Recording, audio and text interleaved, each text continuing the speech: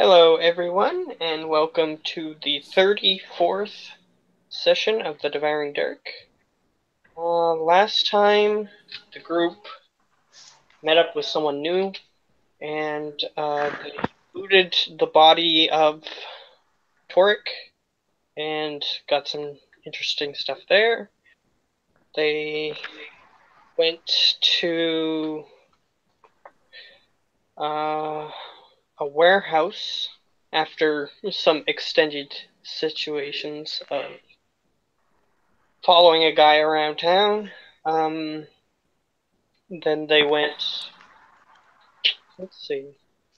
Yeah, they went to a warehouse and they got the anti-magic item. Let's see. Yeah, and they went back and they did some fun stuff with them for a little while, and them they brought the anti-magic item near them, and his curse seems to have at least temporarily dissipated while near the anti-magical object, which seemed to have angered this very not happy entity, and they're currently dealing with that situation. And new guy, Alatar, I think, he communicated for a little while with his patron, which is a fey creature, and that took up a lot of time, actually, so that actually should be about it, just for the recap. So you guys were mid-fight, so he is running away, or attempting to. So what do you guys want to do? He's still running away, and there's a huge mob of guards that is heading towards you guys. So what do you want to do at this point? I think I may have lost your guys' initiative, which I didn't mean to do. So I don't know what turn order you guys were in. I don't remember either. Does it look like we could take on this mob, or it's probably something we should get away from? You mostly, behind you, have a large group of, well, they're ruffians, but still, they're civilians. Like gamblers and random dudes smoking cigars and a bouncer or two, but they're still relatively civilians. Some of them might be a bit stronger than others, but ultimately they aren't as strong as you guys. And there's them with you guys, but he is currently lagging behind you guys. He threw the anti-magic device to Howler. I remember that. So he's currently not carrying it, but he wants to stay as close to that thing as possible, because if he gets out of it, something bad might happen to him. Alright, so Howler has the orb. The anti-magic device, yes. Oh, that's right. Anti-magic device. Yes, it's technically like a small sphere with a point on top and a thin pole through it, and it has like a pedestal on bottom. So it's technically not just an orb. It's a little bit more, which is why I correct you. Alright, shoot. How many people are there total? You see 5 guards in the front, if I remember the number that I had correctly. Okay. And 3 plague guys. And that's just in the front, but there's rows of guys behind them. Okay. Also, go ahead. no, I was just wondering if there's some sort of inside check or something to see if I would know if the people behind us would have weapons on them or not. I would say, just based on you being from this area and being in the roguish organization that is in this area, these people probably have like minimal weaponry, like in case they get mugged in an alleyway to defend themselves, that sort of thing, like a knife or another small weapon of some sort. But they wouldn't have enough. They wouldn't have like artillery or anything with them.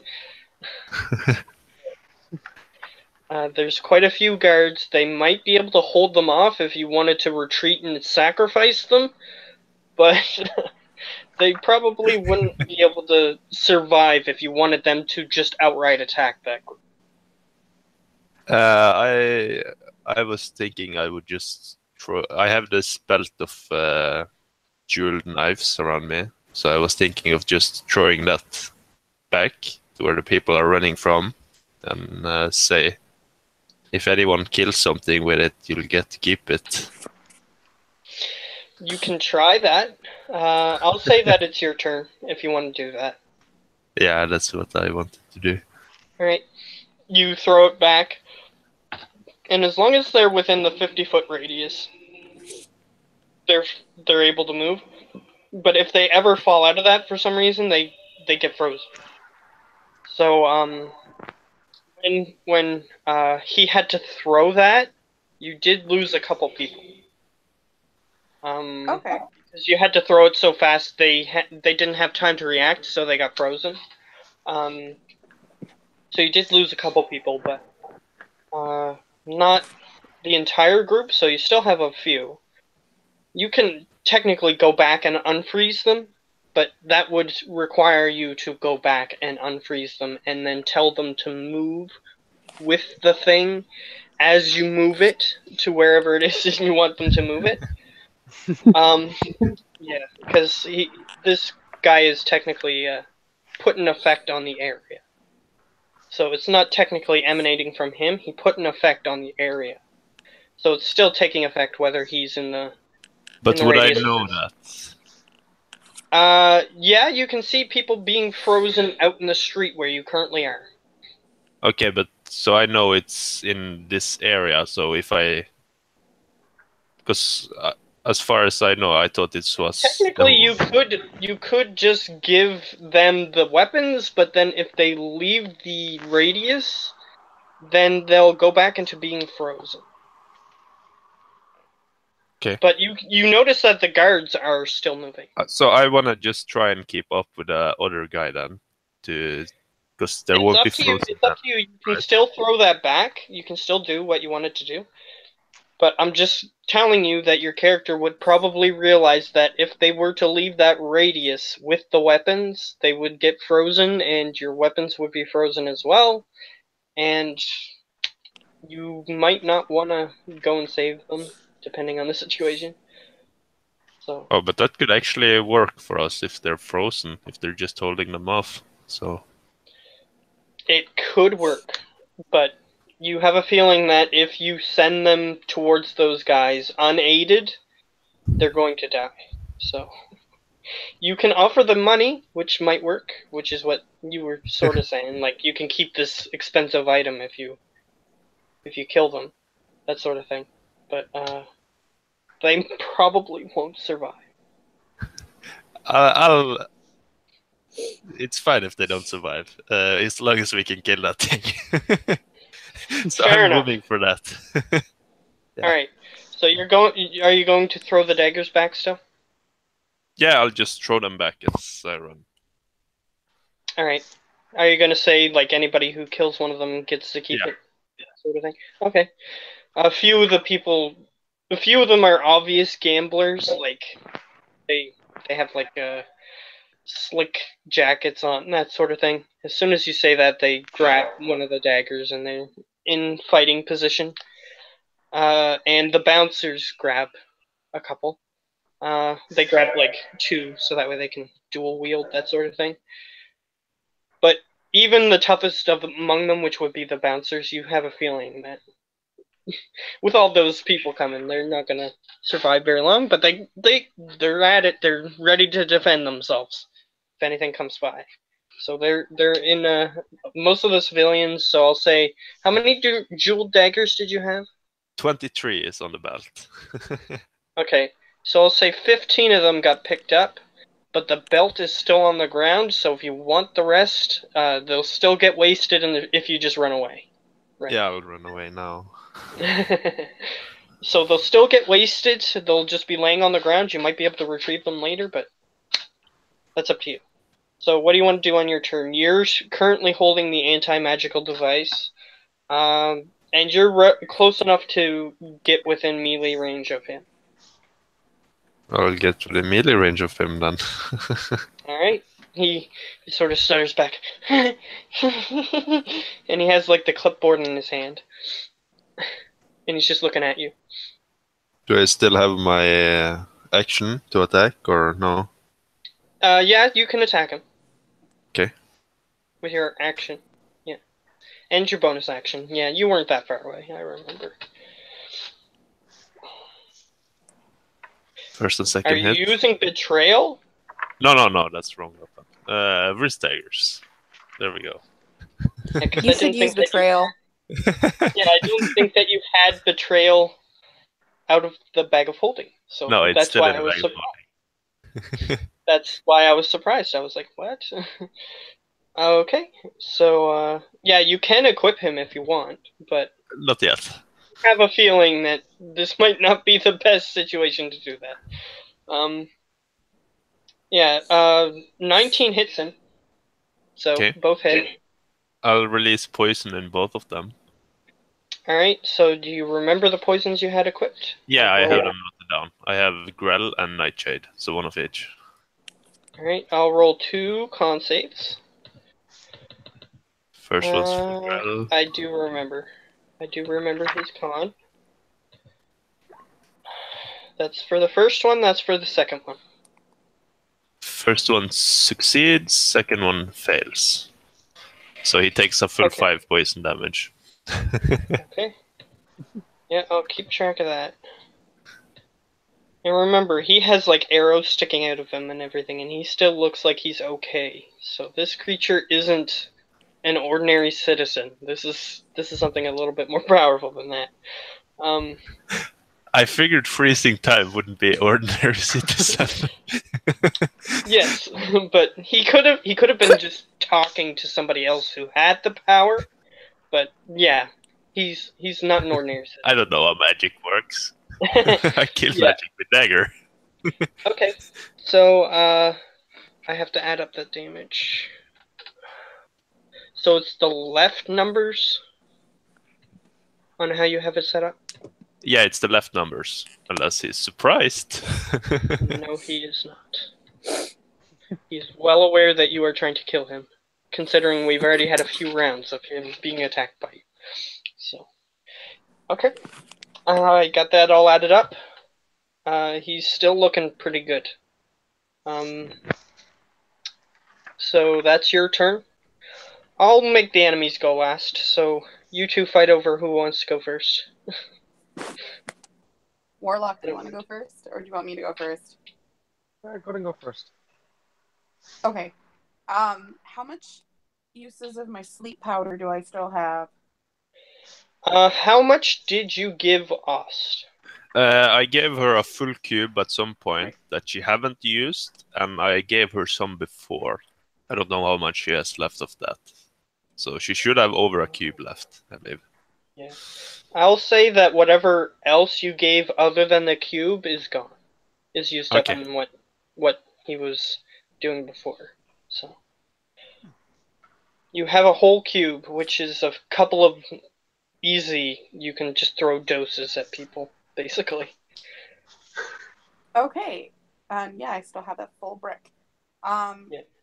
How many people are nearby me? Nearby you, there's civilians, and the guy, and you can see, well, the contractor, the guy with the clipboard and purple skin and really skinny. But the guards you can see are coming down an alleyway. You have a feeling that it would take them about 2 or 3 turns to reach you guys. Okay. I'm gonna take one. How big of a puff would it make if I threw it on the ground? I'd like to try to affect as many people as possible. Try to not make yourself fall asleep again. Yes, I know. Okay, so a few things first. They are further than 50 feet away, the enemies that are coming down the alley. So Okie dokie. you would be frozen in time if you were to step outside the radius. Okay. And you would have to be using an unproficient ranged attack that doesn't go very far. So it would just blow in the wind before it could reach them. So you can try to put the purple guy to sleep, but otherwise the other guys are too far away at the moment. Okay. How far away is purple skinny guy from me? As long as you're within the radius, which I am moving your characters around on my mental map, so that way you stay within the radius, because I'm not going to just force you guys out of the radius. That would just be a little bit unfair in this situation. So you're still within the radius.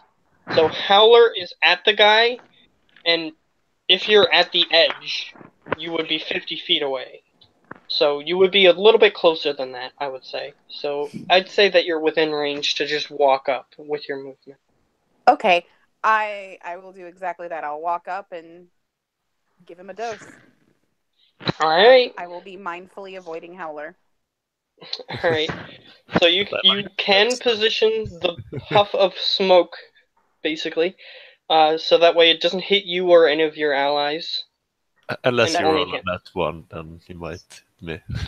Yeah, so if you're throwing it from a distance, it's an unproficient ranged attack. But if you're going to just go up in melee range, then it's a melee attack. Then it's what? A melee attack. Okay, cool. Yeah, we'll do melee. Alright. I cannot find that on me. So basically you just roll an attack. I don't think you have anything prepared ready for that. Because he's ready to try to defend against you, so it's not just like an automatic hit. Right, our proficiency at this level is +3, right? I think so, yeah. Okay. Level 7.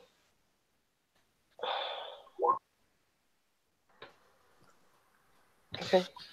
16. Let's see if I remember. Yeah, that hits him. So he's hit by it in the face, so you just walk up with your armored fist full of powder, and you just smush it in his face. He's like, ah!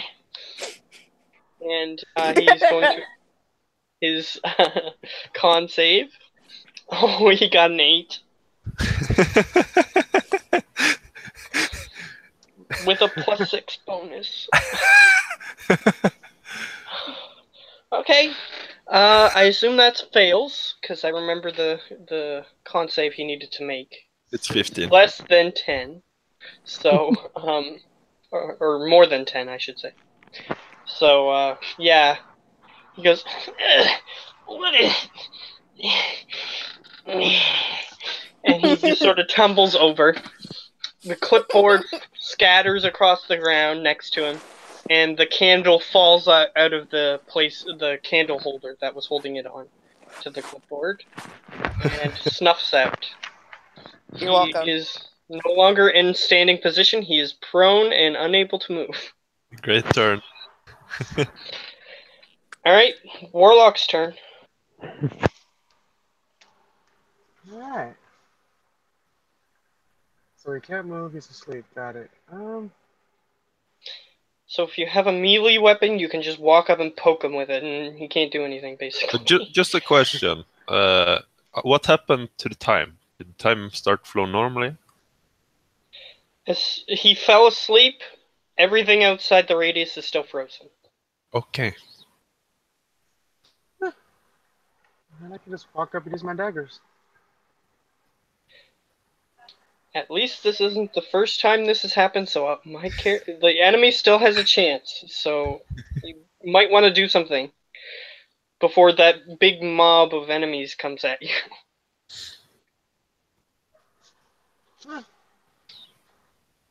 Then I'll also go. Why not do that Eldritch Blast then? You haven't happened to pick any major AoE spells? What happened? You didn't pick any AoE spells, did you? AoE? No, Well, like fireball technically you're within a anti-magical barrier, so any spell that would try to escape the radius would be within the radius. So Just go out it and would, freeze in time as you cast spells. It's fine. I'll yeah, come get you after. yeah, just go outside and be frozen, and then never attack because everything will be done. So. So daggers it is. All right. Don't take magic advice from me. So you have throwing daggers, if I'm hearing you correctly, or just regular daggers. It's like just regular daggers. Okay. Yeah, and in my rules, you can throw regular daggers for regular dagger damage, but you lose the dagger after you throw it. So. Yeah, I'll just walk up and stab him. Alright, so you're going If he to stabs, stab the crit. asleep guy, or are you going to attempt to leave the radius, which you cannot do? Then I will attack the sleep guy. Okay, if you want to attack him, go ahead. If it's a melee, it should be crit. If he hits with advantage. Okay, he has advantage and he still misses. With his first dagger attack, does he have multiple attacks? Warlocks so. do not, but he has offhand if he has 2 daggers. Yeah, you can use offhand. I'm not sure the rules on that. Use your offhand. It takes a bonus action. Yeah, it takes a bonus action to use it. Alright, well. You can roll another dagger if you want. It's up to you, unless if you have a different bonus. Whoa, you just rolled like 5 daggers. Sorry, That's It's a alright. 25, and I'll it's a take- critical. Yep, you hit him. He's asleep.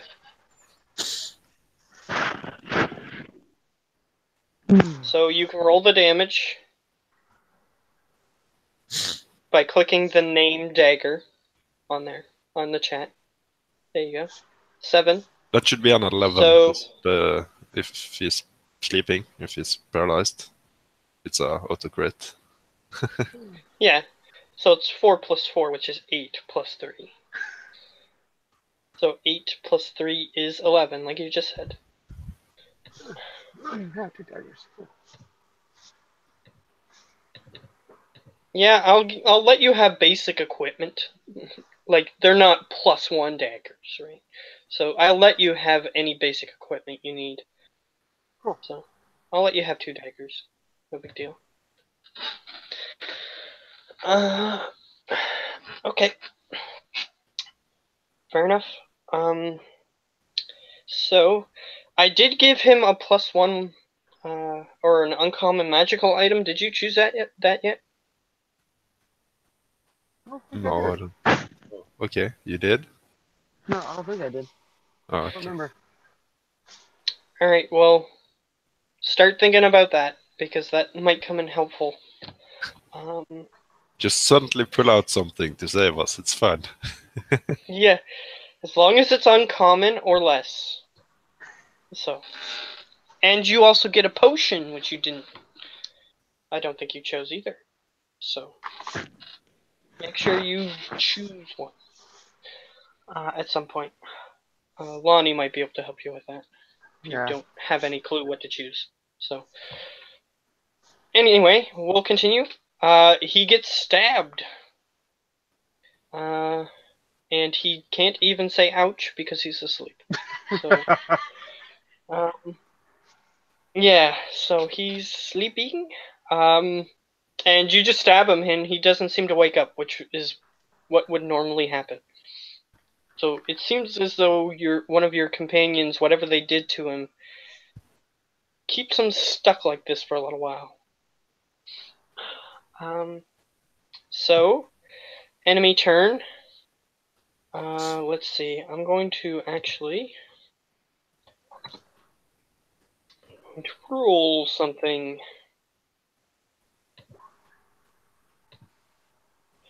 Okay. You hear, you guys hear, and it's a familiar sound to both Ost and Howler, because these things chased you down the mountain when you were running away from the Royal District, and they were harassing you before you even got into the city. These are harpies in the distance that seem to be approaching. Can we kill all the harpies? Didn't kill all the harpies. No. Can No. we? You can try. You can attempt There to is kill also- harpies. Yeah, there is also a huge mob coming towards you guys as well. Of course. Oh, we're seasoned pros. We got this. How about we drag him to our cellar, you know, where we got tortured, but we'll switch it around this time and we'll torture him? This is the best idea you've ever had. Yet. I'll get the All better right. one. That's enemy's turn. They're one turn closer to you guys, and you guys haven't moved. So they're approaching real quick, and the weird plague guy's going on all fours, running towards you.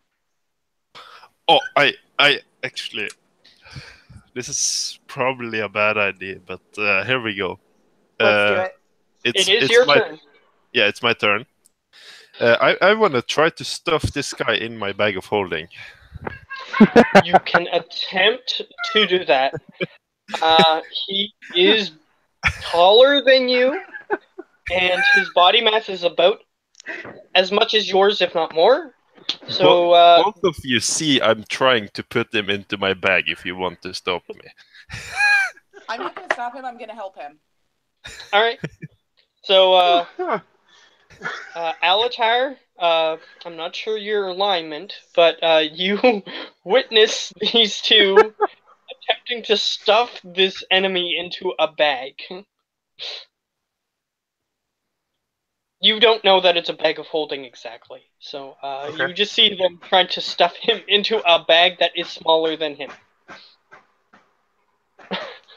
You have no idea what they're trying to accomplish. You can attempt to aid them if you wish, or you can just stand by and watch, or you can attempt to stop them. Or you can do something else. I don't care. I'm just giving you some options here. I'll try and help him. Alright. So all three of us are stuffing this guy into the bag of holding.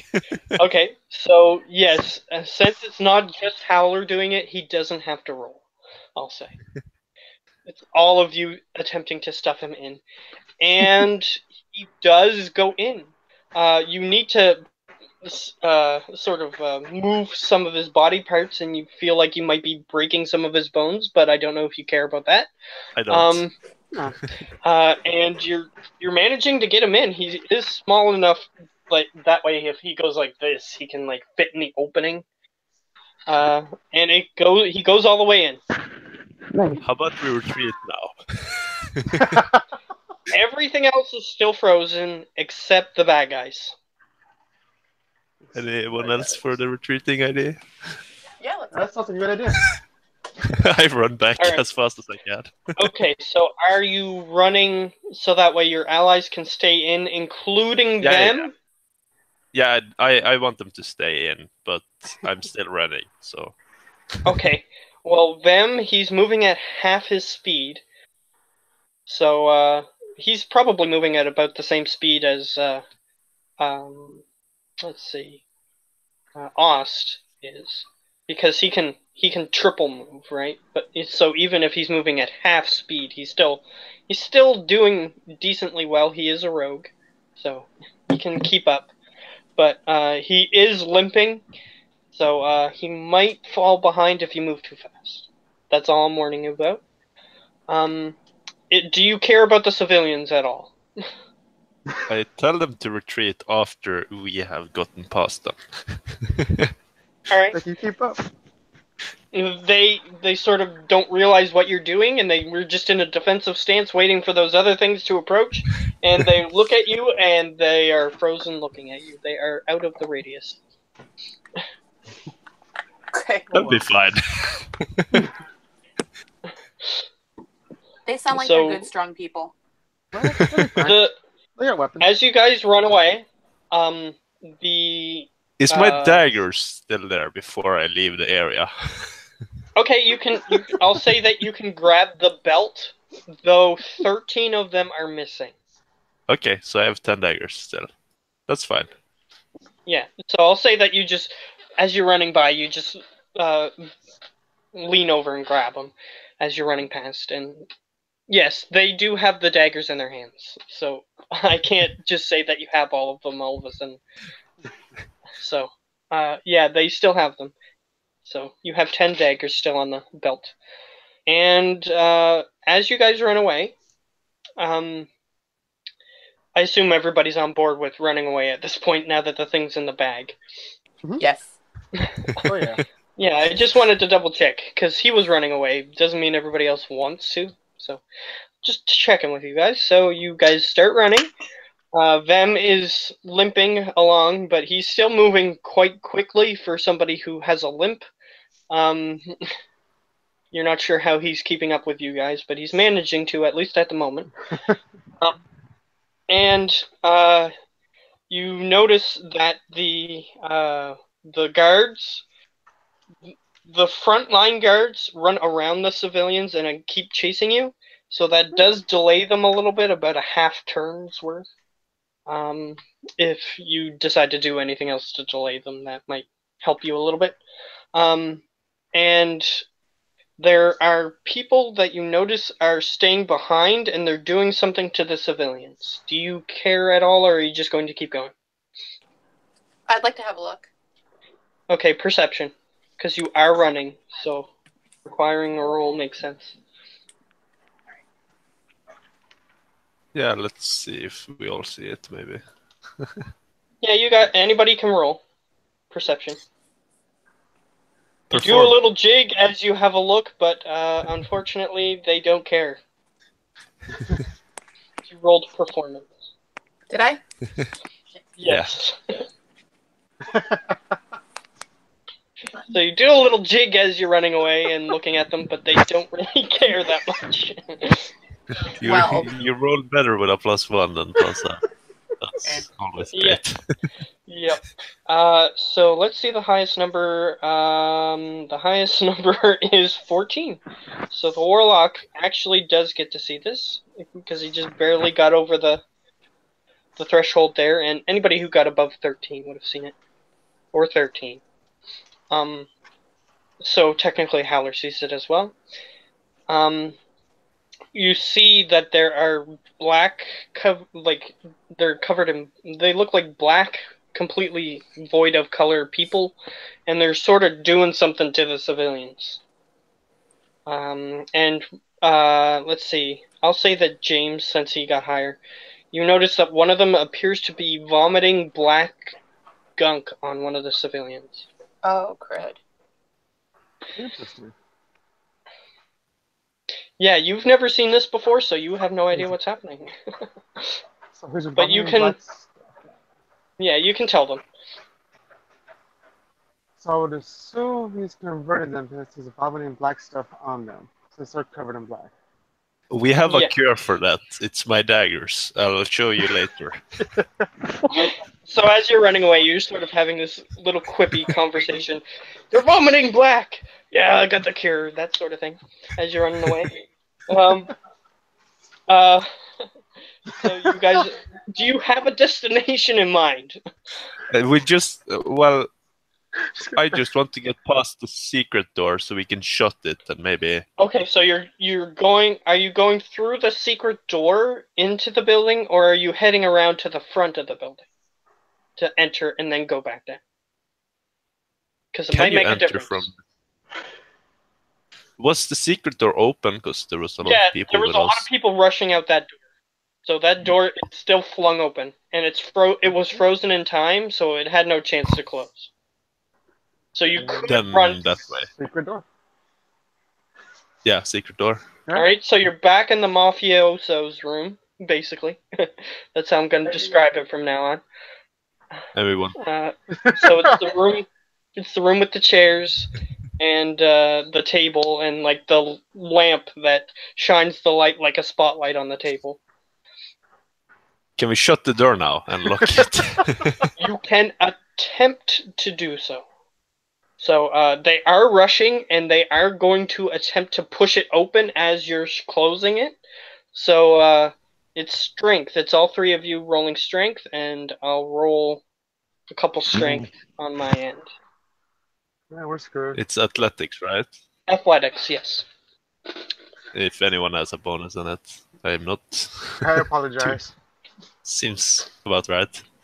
Nope, I didn't take it. Alright, I skipped gym class. Okay, Use my strong point. so keep this in mind. As I go to roll my own, they are city guards and various other abominations, so they aren't weak. Let me just say that much. So good luck. 18, so that's against the 16. So you're not doing too well so far. 14, I'll say that's against the 12. So doing even worse. And 11 against the 2. So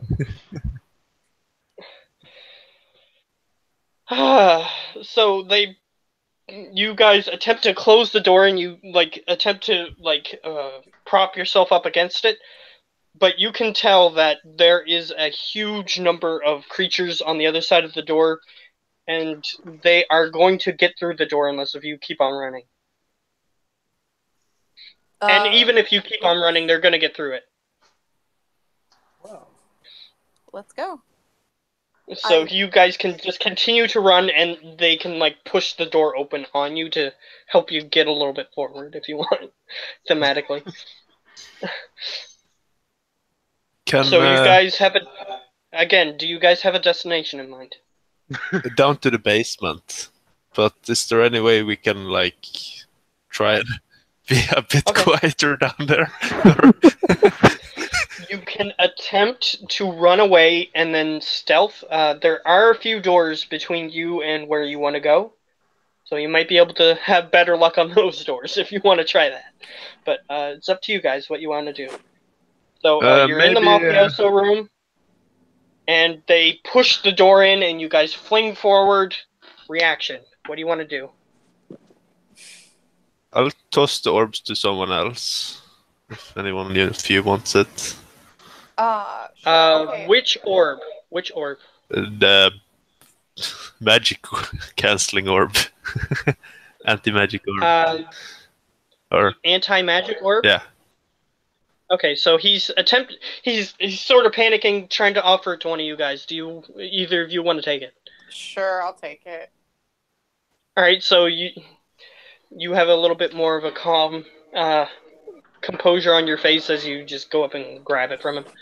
Okay. And you guys continue. What do you want to do? You're going through the next door, which is there's actually, if you guys look at the Roll20, the shoddily drawn room setup is still there. In this area here, this little corner, and there is a door so that way you can exit the room. I don't know if James knows what I'm talking about, but I basically want to go around here to that door, lock this door. There is a door here that you can interact with if you wish. Yeah. So I guess that one first then. Alright, so you guys go through that door, I assume. Yes. Okay. Do you guys want to attempt to blockade that door or anything? Or do you just I want to think keep going to the we should next keep door, running. which is over I here? can lock it with my bonus action, I think. Or Yeah, is try that an locking it. action? You can Yeah, use I'll an use action. my action. Yeah, you can use an action to lock the door, or you can use your action to barricade yourself, use yourself to block the door, or you can use your action to use something else to barricade the door. I'll use my lockpicks with a 12. Alright, so you lock it in, you sort of learn this trick while you were on the job in the previous iterations of what you were doing. You sort of force the pin into place, so that way, basically, even if they had the key, the lock is kind of broken a little bit, so they wouldn't be able to open the door. So you basically shove the lock picks in and force the pins to be broken, so that way it doesn't open properly. So I'll say that you attempted to do that. Whether you succeeded or not, you're not sure. So anybody, you have 2 more actions, so you guys can do whatever you want. Like I said, you can attempt to use your body to barricade the door, or you can pull something in front of it, or you can attempt to break the lock, like he just attempted to. What's in the room right now? There's gambling tables, chairs. You have to act pretty quickly, so that's pretty much all that you have handy. Is there a chair right next to me? Yeah, there's a chair that the bouncer sits in when he's tired of standing. It's right next to the door. Does it have a back to it? Yeah, it's one of those stereotypical chairs with the thin wood back and then the poles that go down to the bottom of the chair. Okay, I'm gonna put it under the door handle to keep them from opening the door. All right, that is done. That is your action. Anything from the warlock? You can attempt to do whatever you want. Yeah, I'm trying to think if a table will fit behind the chair. Alright, so you're just gonna throw a table in the way in case they get the door open, sort of thing? Block the way? Yeah, give a little extra weight behind it. Sure, that makes sense. That is done. You quickly... It looks like they were mid-card game, the people who were at this table, and you just flip the cards off and the chips and everything, and you just throw it against the door. Let's see if they can break this, since it's triply locked. Or blocked. Let's see. Okay, now they're gonna use... Since they see a pattern happening, they're gonna get their stronger guys in front. So, they're a little bit stronger than they were last time. Okay, the lock, the doorknob breaks. It seems like they're desperate to get through, so you locking the door didn't really help. So now they're pushing on the door, and they succeed in, you see the door visibly moving, and the table falls off, but the chair still stays in place. You have a few seconds to react. You can continue running, or you can attempt to keep the door shut. The next door. Alright, so you guys hurriedly go through this next door here. Yes, let's keep going. Keep running. And you guys get to the next door before they break open that other door.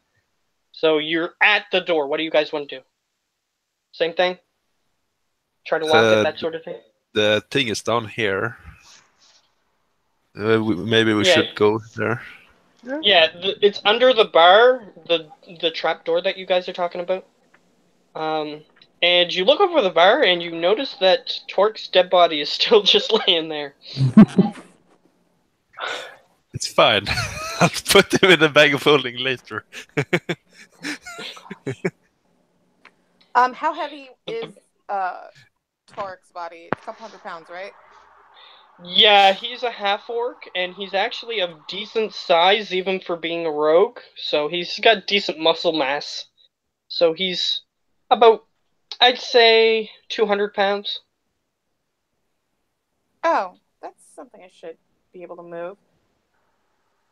Yeah, he's not like he's got like lean muscle mass rather than he didn't develop like bulk up like most half orcs tend to do.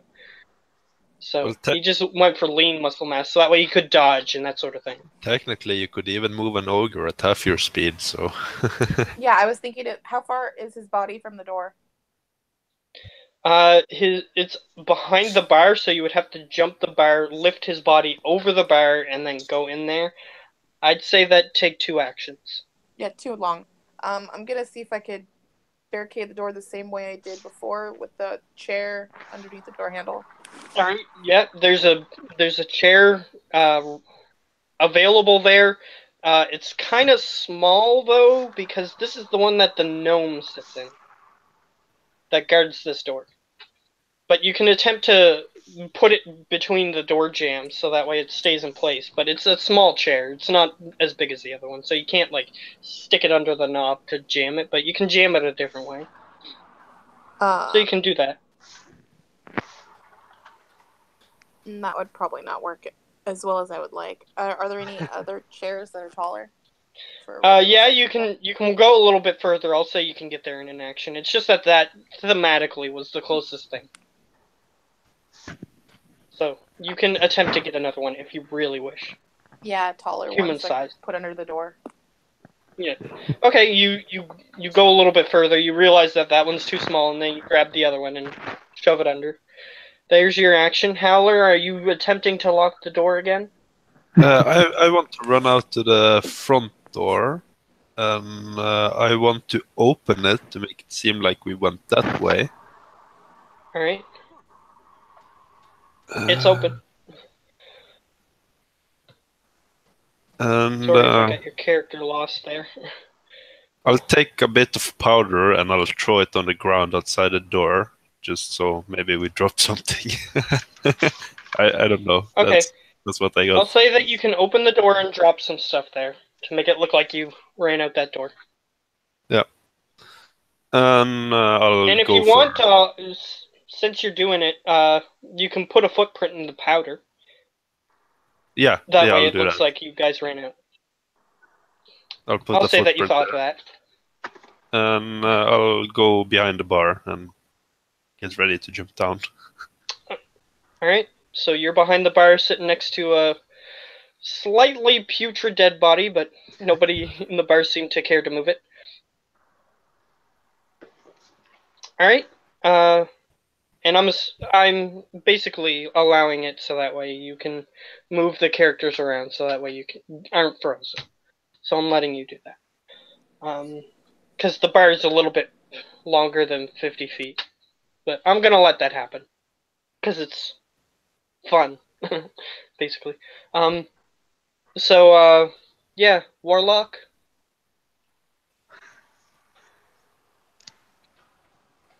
So I got a chair.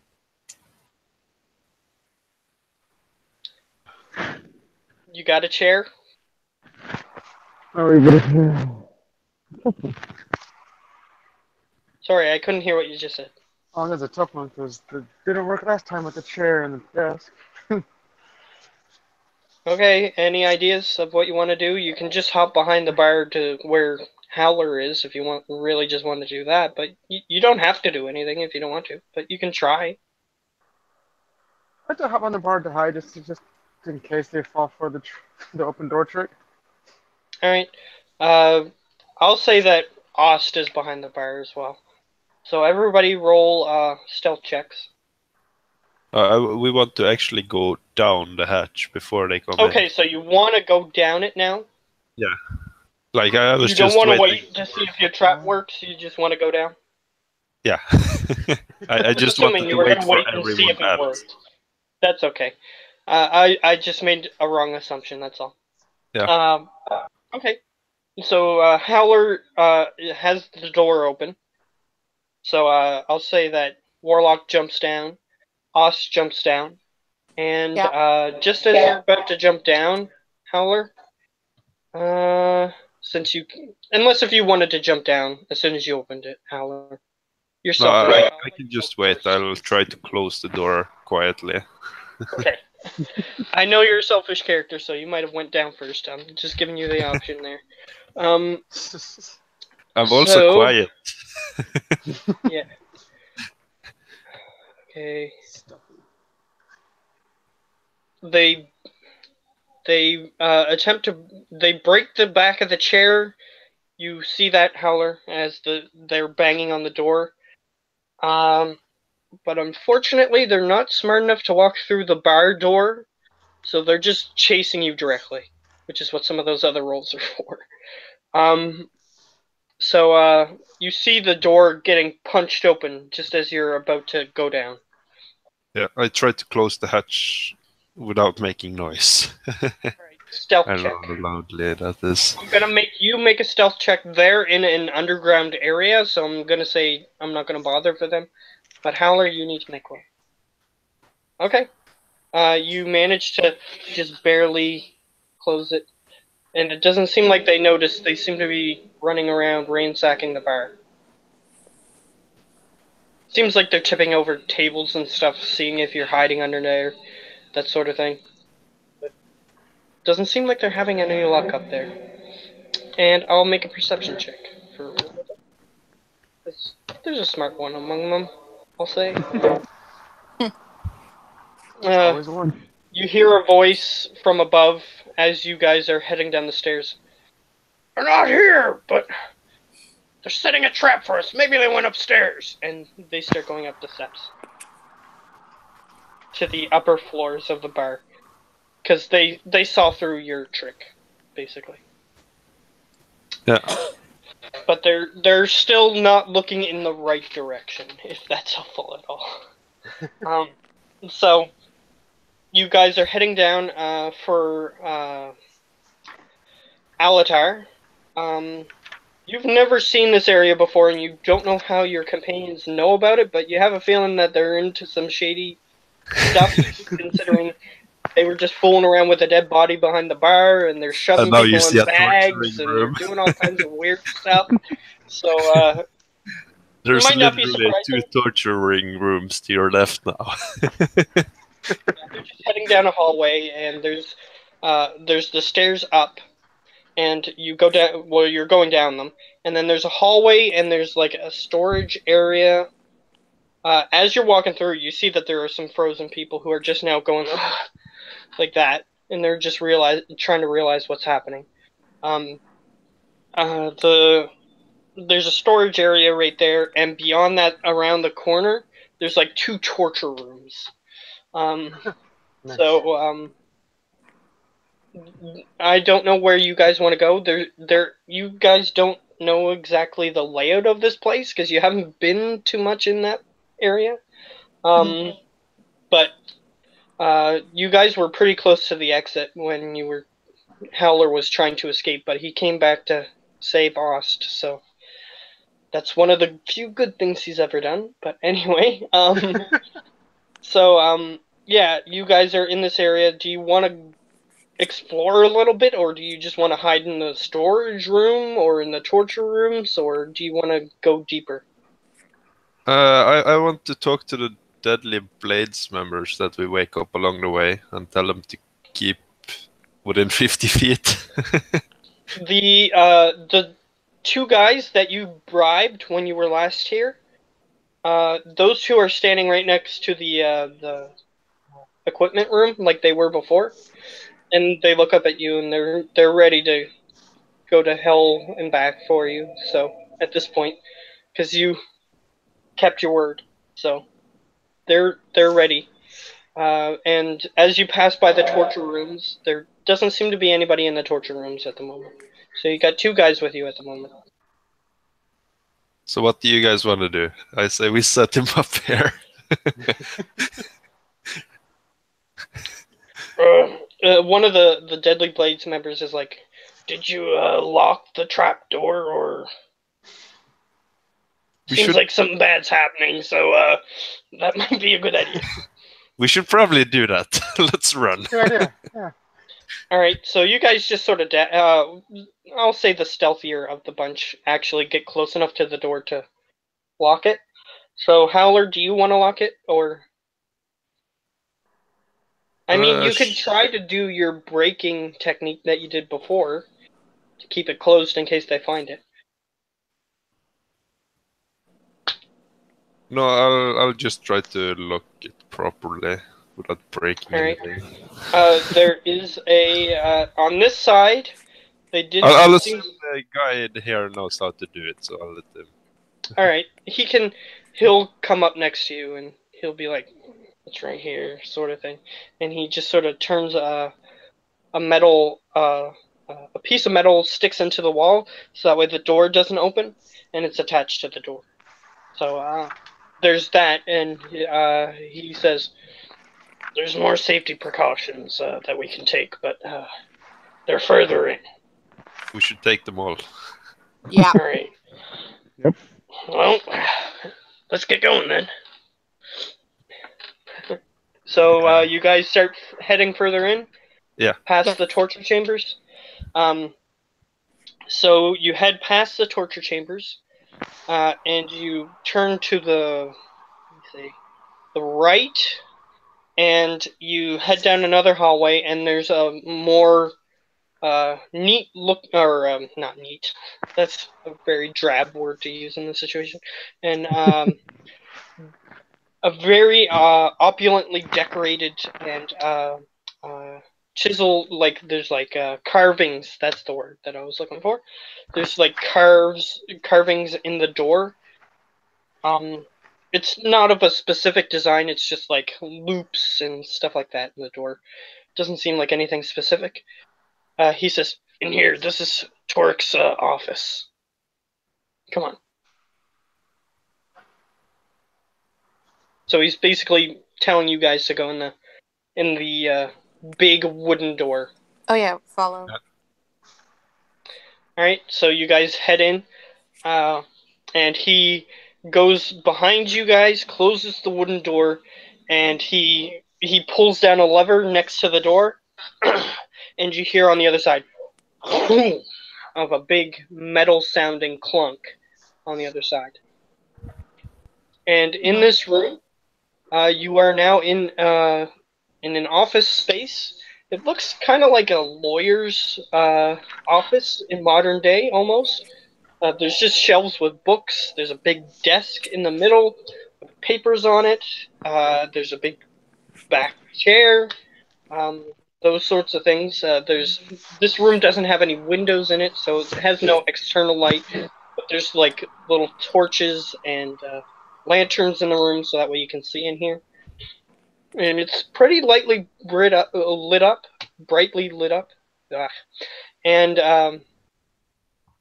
it looks almost like it's daytime in here.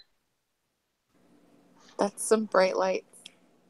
Yeah, so it looks like basically like what the ambiance would be if you had open windows and it's bright in here, bright enough to see and write and those sorts of things. So you're in a room locked behind a door. Apparently a metal clunk happened on the other side of the wooden door. So apparently they were prepared for something to happen in this area. So he starts looking around and he says, "Well, I guess this is fine for now. If we hear any noise, there is an escape route back there. So comes out in the sewer." Okay.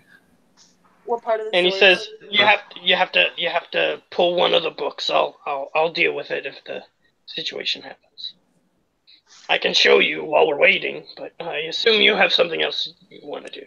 But if you want, I can show you." Yeah, can you show us, please? Oh, okay. Okay, so he goes up to one of the books. It says The Art of War, and it's a very big book, very thick book. He says, "You just pull this book out, and then the door should open. But we don't need to do that yet, but we can start heading that way if you want. But we're pretty safe behind this, at least for now." Famous last words. He grins. "We should be safe. Don't worry about it." So he goes and He starts rummaging through the desk. So do you guys want to do anything here, or do you want to move into the sewers? I don't want to move into the sewers before we have to. I don't know about you guys. Yeah, agreed. We're gonna look around quick. But I do want to pull out this guy from my bag of holding if it's possible. I don't know what happened to him. All right, you can attempt to do that. Basically, how bag of holdings work is you just imagine the object within, and it summons to your hand. So you can try to summon his body to your hand, see what happens. I try to pull him out. Alright, you feel like his skinny arm bone just develop into your hand as you think of it. So his arm is in your hand, so you can pull him out if you wish. I start dragging until there's a hand coming out of the bag, and then ask for help. One of the assassins just instinctively just starts holding the bag as he sees you attempting to pull something out, and he just holds onto it. And out of the mouth of the bag produces this relatively small human-looking figure. It doesn't seem like it's injured at all, which is strange because there's no air in the bag of holding. Can I do a medicine check to see if he's alive? You can do that, sure. Yeah, I have no idea. Yeah, you're unsure, though it is apparent to you that his chest is still rising and falling. So he's still breathing. Whether or not he's still alive, per se, you're not sure. Can I do an intelligence check to see if it's okay to put living things into the bag of holding? You can do that in retrospect, sure. It's okay. They'll be fine. You're not entirely sure, but you're a boisterous kind of guy, so you'll say that it's fine either way. But in your mind, you know that you're not entirely sure. So it's just sort of laying there. Now, what are we gonna do about this guy? He's dying. I don't know. Do you want to just bring him with us and interrogate him later? We can stuff him into the bag of holding, but leave his little head out.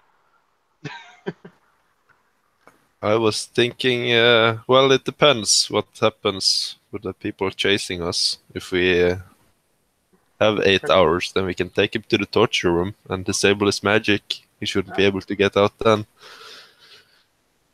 Okay. As long as we actually guard him this time, unlike last time. Right. The assassin says, yeah, there's an alarm magic on the outside of that metal plate that I just dropped.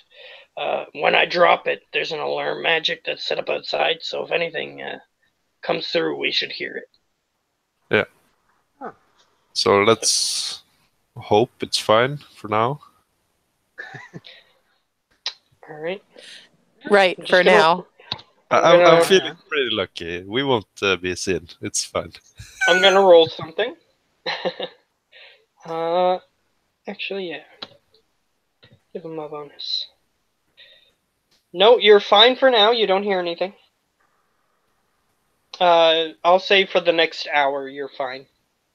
Cool. If you want to do something in the meantime. He is chemically put to sleep, so you can attempt to restore him out of the sleep early if you wish. But that's up to you. You would have to use a magic that removes poisons from the bloodstream. Which we can't. Right. Yeah, you're in an anti-magic barrier. But you can attempt to get rid of the anti-magic and see if you can still move around, but that's up to you entirely. Is there an on and off switch on this magic item? I look for an You unidentified. haven't examined it, so you have no idea. You have no idea if it can turn on and off. You haven't tried. You just put it in a storage room as soon as you got it, so that way it wouldn't bother anybody. So you haven't really examined it that thoroughly. Who even has it? It's you, right, Lonnie? Yes, that's correct. Okay. Yeah, Does it you have attempt a it. on and off switch, Lonnie? I fiddle with it. Mind. Alright, it would be Arcana. If And you're maybe attempting. not turn it off, even if it has an on and off switch. He might just disappear on us. At least That's put him in a true. bag of holding first. Alright. With a 13, I would say normally magical devices of this magnitude, they either have an on and off switch sort of situation, like you can somehow turn it off, or it's just something that wasn't supposed to be fiddled with too much, and it doesn't. So it's one of the two, but you would have to physically fiddle around with it, or maybe find a magical keyword that would turn it off, that sort of thing. Okay.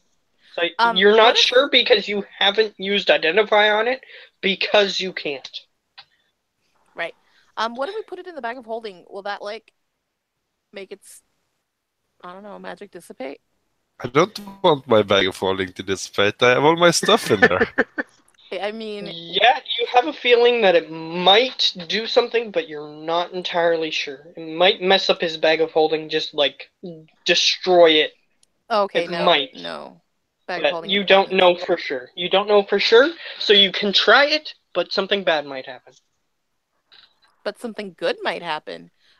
No, bag of holding That's important. I'm stepping away from Lonnie. Yeah. I So got no other way. I mean, could we put it in something that like behind an inch of wood or something like that to an inch, I think it's a foot of wood. Is it a To be foot? honest with you. Ooh. Yeah, and it's like an Inch I of think common it's- metal, I think. Yeah, something like that. Lead, it's really thin. It's an yeah. And how Kim, long If you put it have this? something made of lead, my heart. which this is supposedly made of lead, which is or has like a lead lining in the wall construction, so that's why you brought it down here in the first place. So you have a feeling everybody upstairs, even if they're technically within range, they're still frozen. Hmm. Because I can't think of anything to do with this. So you can attempt to leave. There's a few things you could do, but Yeah, it's up to you guys. I'll step outside of the 50 feet, and you can come get me after. Let's see if it still even stops time. It has to stop at some point. The assassin says, "All right. Well, in order to move 50 feet away from it, we can put it next to the door. I'll go Though down in the alarm spell will be disabled temporarily while we have it next to the door, and you can start walking into the sewers and see if you freeze."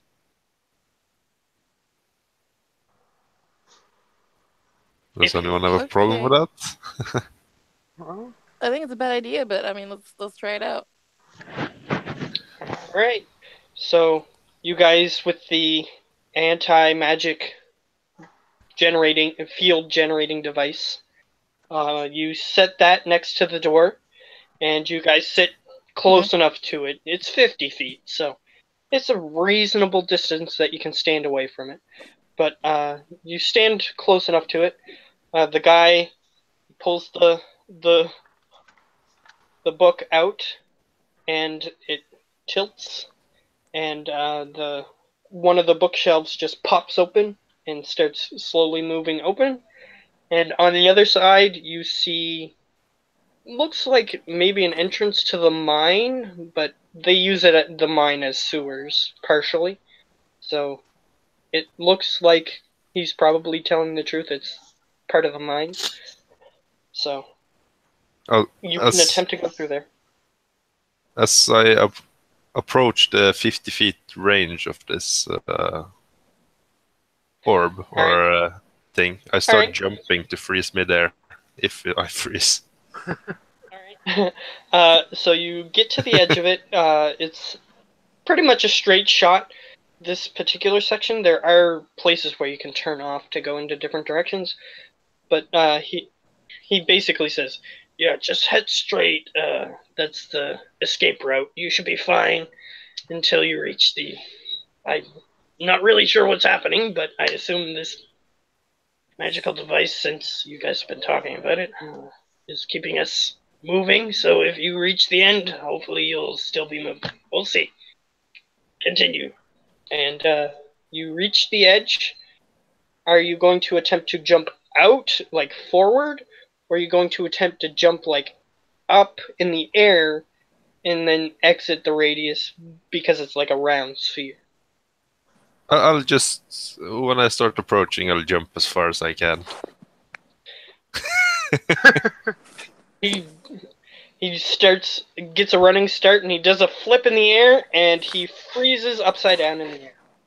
Outside the radius. Oh. Nice. Okay. So, Howler, you are currently perceiving nothing, which means that you don't perceive that time is happening. Okay, so he's frozen, majestically in the air. Yeah, he's completely upside down in like a ball. He's like doing a forward flip in the air. Completely frozen. Yeah, good times. Right? I'm gonna look to the new guy. Do you want to leave him like that for a while?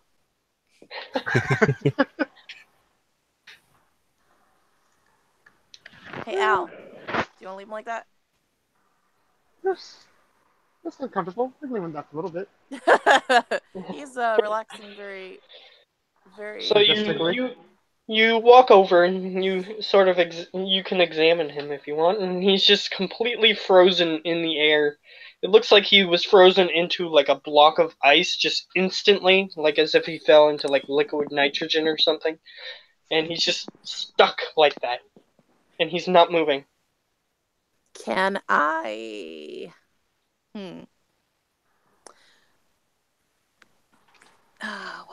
You can attempt to do something. I don't know what you want to do. I'm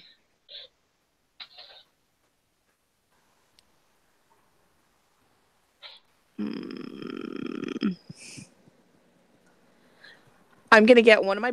Oh wait, no, I need those books. I'm gonna pull out my quill and chuck it at him. All right, you throw it at him, and before it leaves the radius, it touches the back side of him, and it falls back down into the radius. Okay, because it didn't go out. All right, I'll go pick up my quill. All right, pick it up. Yoink.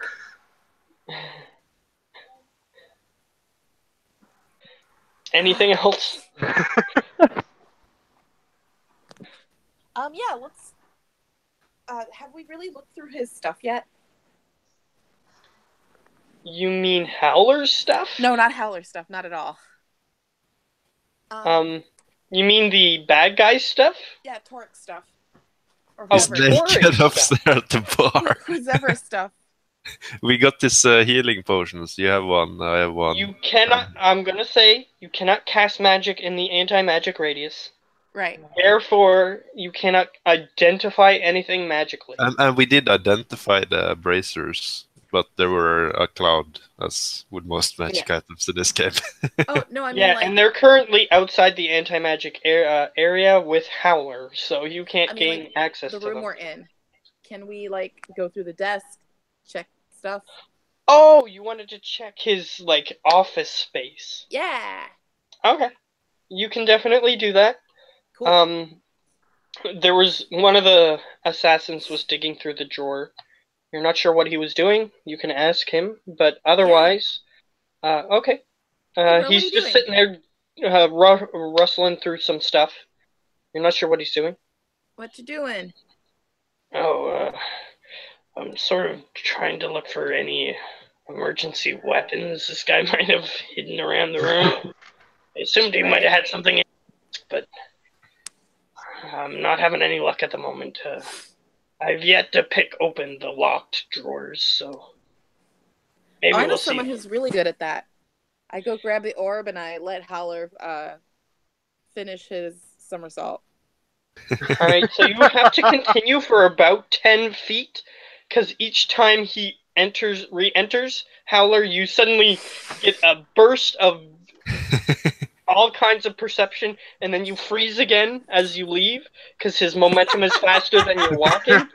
So he continuously just goes, freezes, as he's flipping, and then once he reaches the end of his flip, then he finally lands on the ground. Buffering. You're welcome.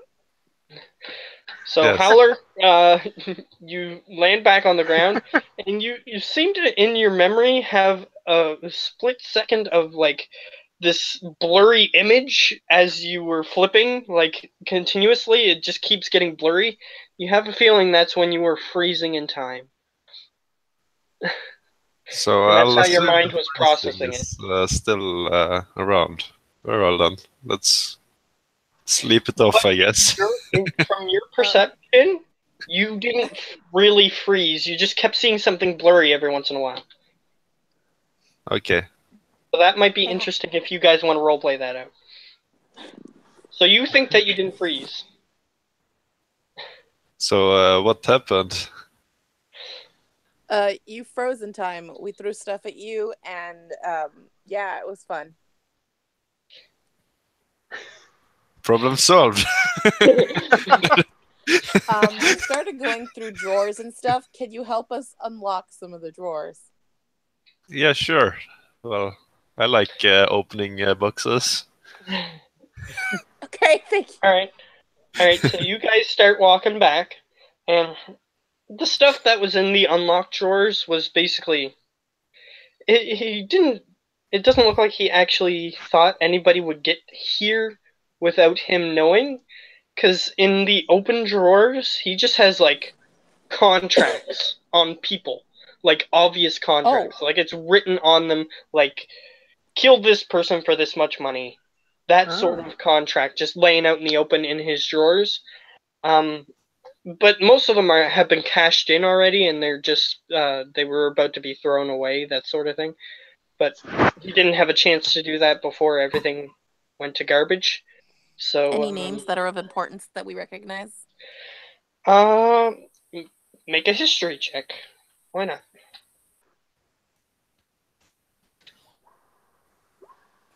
Any jobs I remember being a part of? You attempt to leave the contract papers.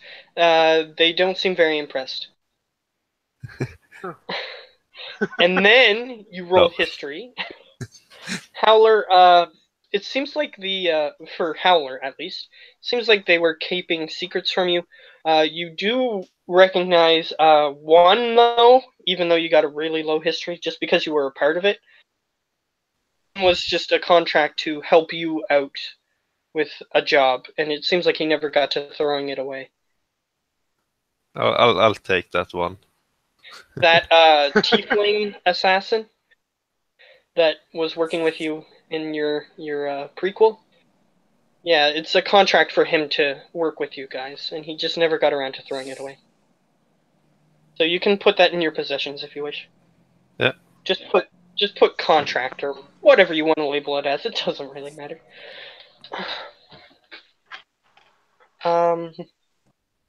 Yeah.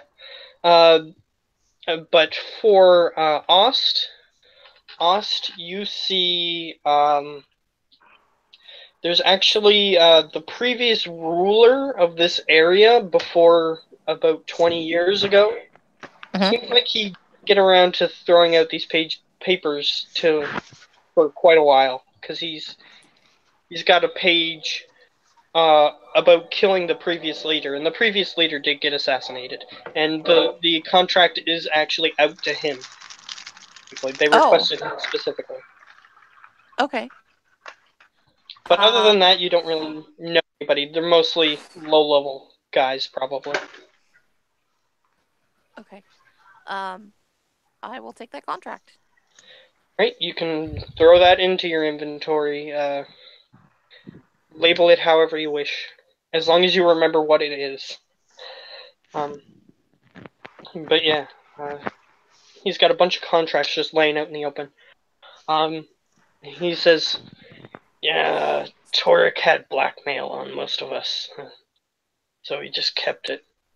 And maybe some trophies from previous exploits, so that might be what some of those are for.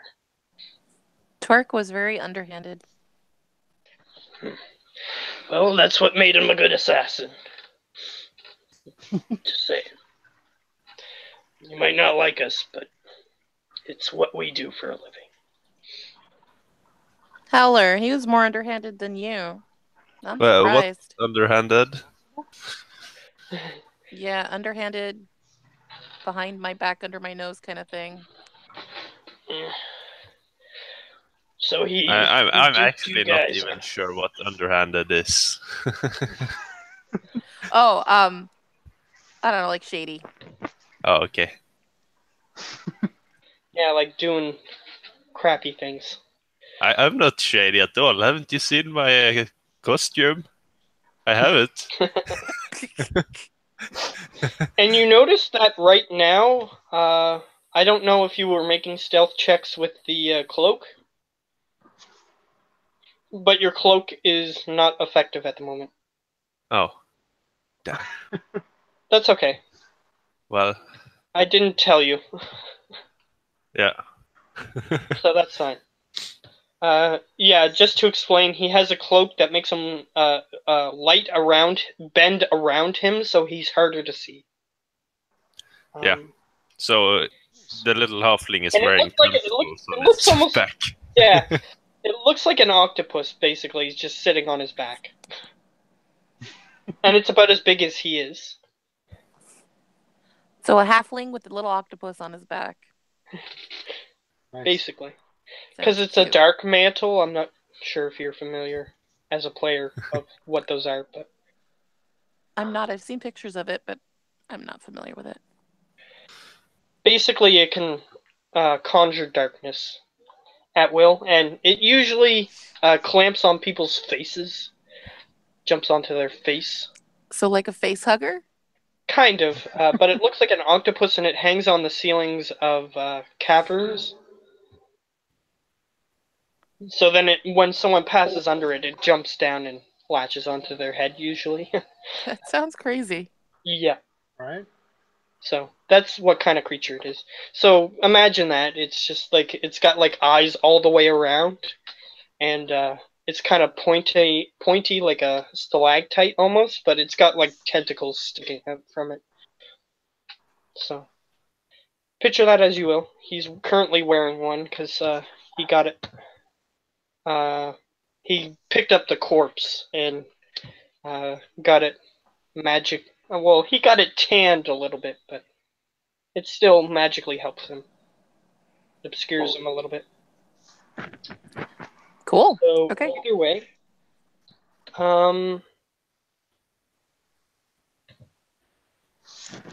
okay. I was trying to bring up my Roll20. Here we go. So yeah, the assassin says, "Yeah, it's how he kept most of us honest. Just keep the contracts hidden under and threaten to go to the authorities with them if we attempted to betray him or anything." And nobody had anything on him? Yeah, I'm sorry about that. Some of those might have been my work. That's true.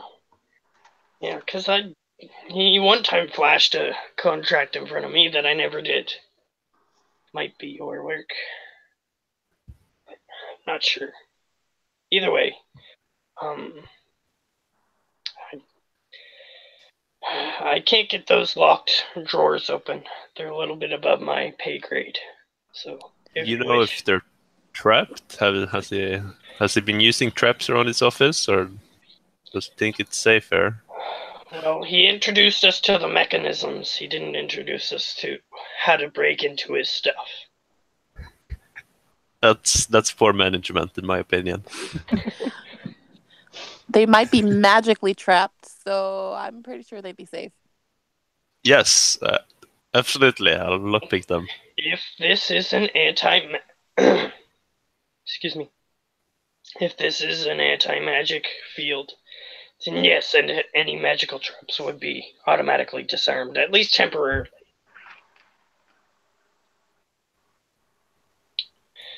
All right, thieves' Yeah. tools.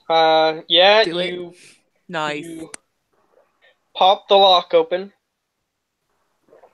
What's in it? Okay, you can open it.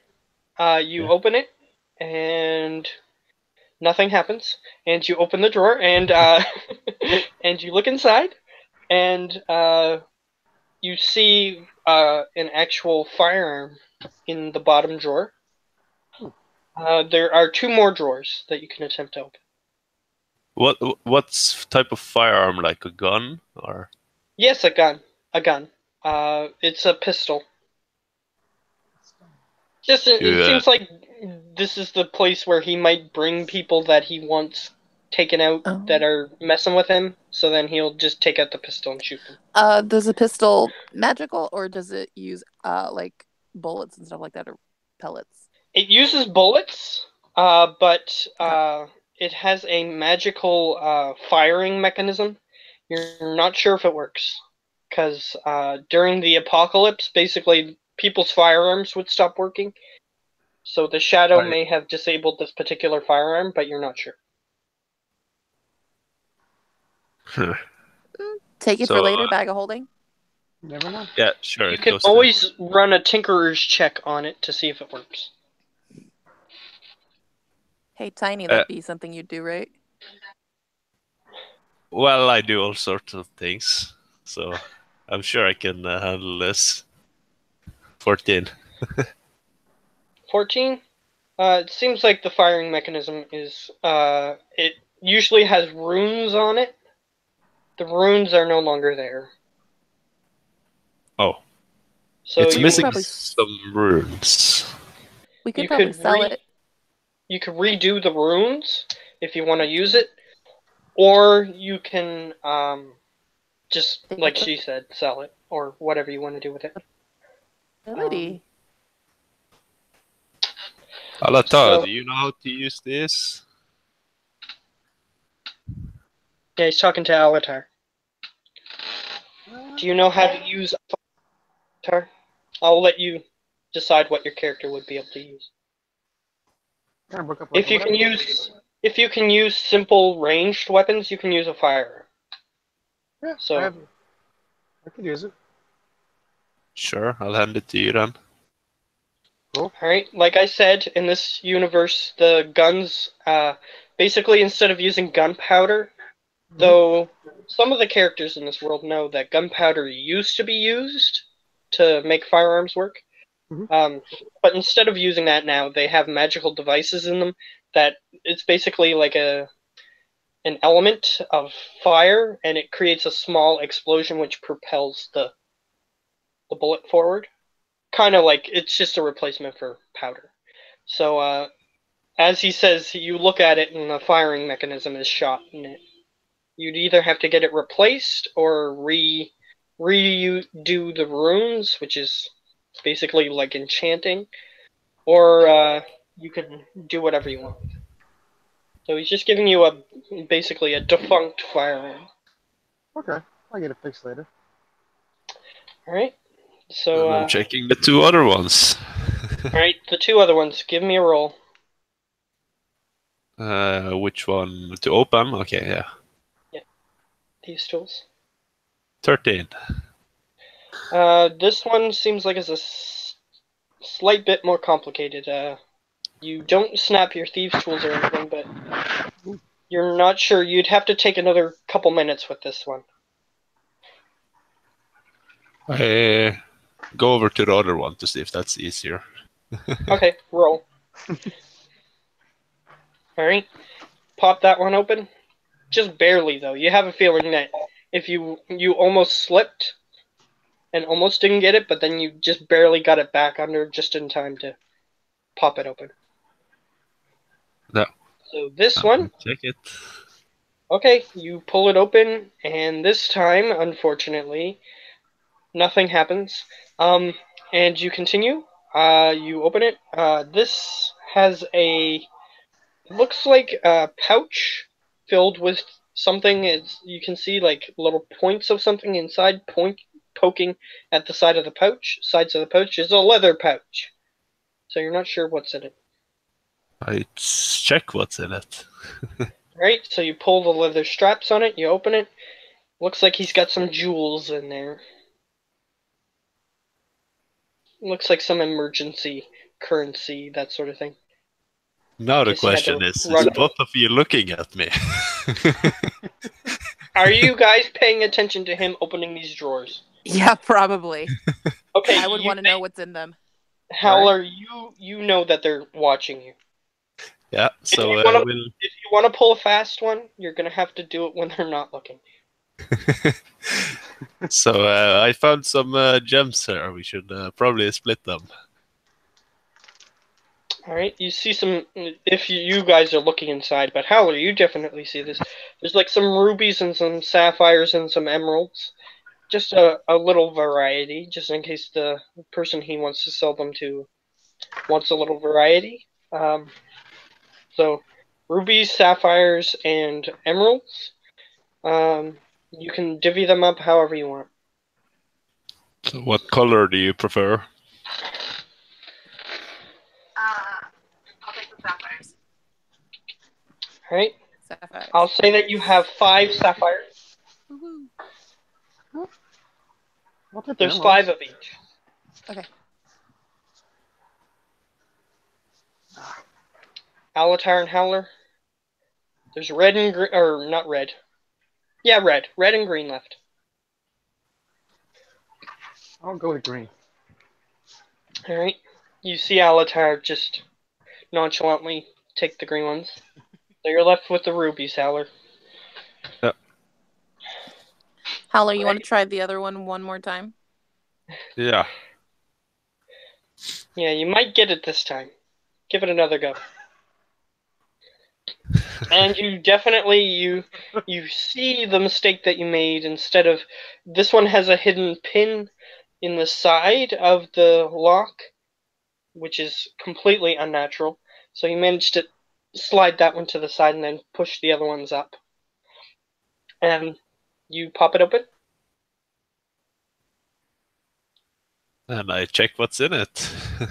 And this time, unfortunately for you, you have to make a dexterity saving throw. I'm good at those at You are- least. Okay, go ahead. Or not. I forget what I said. Unfortunately, an arrow hits you right square in the forehead. Oh, gosh. Not dead.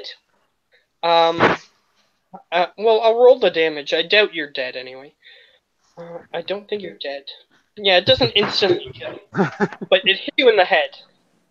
Ouch. I've had worse. I remember the cannonball. Yeah, you got hit directly with a cannonball. Oh, man. Yeah, and he ran away from it. He didn't, like, get knocked out or anything. Thanks to uncanny evasion, it would have killed me if not. You get hit for 19 damage, unless if you have some way of lowering that. Uncanny evasion, so that will half it. Alright? Or I don't know if this applies there. It's a saving throw. So yeah, it probably doesn't. If it's a saving throw, then it's evasion, because I'm 7th level, so I take half. Yeah. Okay, so it's evasion. Okay. You manage to duck, and it skims your forehead and just goes off into the ceiling. Nice. But, so, both of you see this, you just see a flash of something moving, and you see that Howler's face is now covered in blood. as you hear a dong into one of the bookshelves behind. So, react to that however your characters would. I heard scars make people look tougher, so. Just glad it wasn't me. Alright, I don't know what Os's opinion is, but I assume. Can you say that again? Because it lagged out on me. Oh, I said, okay. okay. Basically, an arrow just hit Howler in the forehead, and it like skinned his forehead a little bit and hit the wall behind, so his face is covered in blood. Mm-hmm. Any reaction? I go get He's a wrestler. faster. You go get what? I do not have a med kit, so I'm just gonna go over to him and do a medicine check to see if I can stop the bleeding. Sure. Go ahead. 16. 16? Yeah, you managed to stop the bleeding, but it doesn't heal any of his hit points. It just makes him. It prevents scarring a little bit. It'll still probably leave a little bit of a scar, but it'll help. It'll help with the healing process. You're welcome. Yes, thanks. I wanted a scar, but okay. It will still be there. It just won't be as severe. So it won't be like a big line through your forehead. Yeah, but I don't really want a scar as well, so that's good. Well, it's up to you. I try. Plus, it'll help if you lost any hair. It'll help you make sure that the roots stay intact, that sort of thing. So that way you don't lose it permanently. Either way, so you can look in the drawer. Yeah, sure. What's in the drawer? A very little tiny crossbow is just sitting there. That's the trap. There's nothing else in the drawer. It was just a trap. I take the tiny crossbow. Okay. It's currently bolted to the desk. I will unbolt it too late. I have my tools. Maybe I can try and unbolt it. If not, I have my crowbar and I have a hammer. Yeah, you can try to use your crowbar and hammer. I'll say that they're part of your thieves' tools for this roll. So you can roll your thieves' tools to try to remove it. You manage to put it in between where the bolt is and pull the bolt out. And pull the bolt out on the other side. And now you have like a little stick that is attached to another little stick that has another little tiny stick on it that has a little crossbow on it. Nice. It's smaller than your crossbows that you use, but they might still be able to use bolts, but you'd have to get specialty bolts made for it. I have no use for this, but I will take it. Alright, put it in your inventory, small crossbow. Yeah. And there's nothing else in the desk. The assassin guy says, yeah, should have expected that. I could look around to see if there's anything that's not obvious, maybe. Well, you can roll investigation checks while you're waiting. While he's doing that, have we tied up the guy yet? You didn't say that you did, but it's only been about an hour so far. I'd still like to tie him up. Alright, you go over, take the rope temporarily at least out of your inventory, and if it gets destroyed then it will have to remain that way. Fair. So cool. I tie him up. Yeah, you tie him up. And you have enough rope to be able to tie up his hands and his feet together. Nice. So he's tied up. So you guys want to do investigation checks? Those will... I'll say that you Howler already did, so he's starting to do it. Does anybody else want to join him? Alright, I see Ost. Alright. And Ost, you can use your sword that you are attuned to gain advantage. That's right, I Which it forgot wouldn't about have it. mattered anyway, but you would have had advantage on that. So you start swinging your sword around the room. For Alatar, you see Os just draw this great sword and start swinging it at stuff, and it doesn't damage it. You can ask about that later if you wish, but your character is slightly interested and amused and bewildered. Confused? Whichever of those, if any of those, that you wish to have. So you guys start looking around the room. Unfortunately, Ost is swinging at the wrong places, and Howler manages to find a hidden nook that you didn't swing at. Basically, it's a little piece of stone. This particular wall is mostly stone, but behind it you assume is the lead that they were talking about before. And you manage to remove a tile, and there is something within. It is a timepiece, and it's made of gold. I pocket that. Right? It's sort of like a pocket watch, one of those round ones. Does it actually work? Or you didn't open it. Like, it has like a little cover on top, so you didn't open it. You just took it. So you can look at it if you want. yeah, I'll look at my grandfather's watch that I've had for many generations. Alright, so you open it, and it seems to be ticking, and it has a time on it. You don't know if it's accurate or not, since time has been frozen for a little while. Yes. So you're not entirely sure if it's accurate time. It's about mid-afternoon, according to this this watch. I go.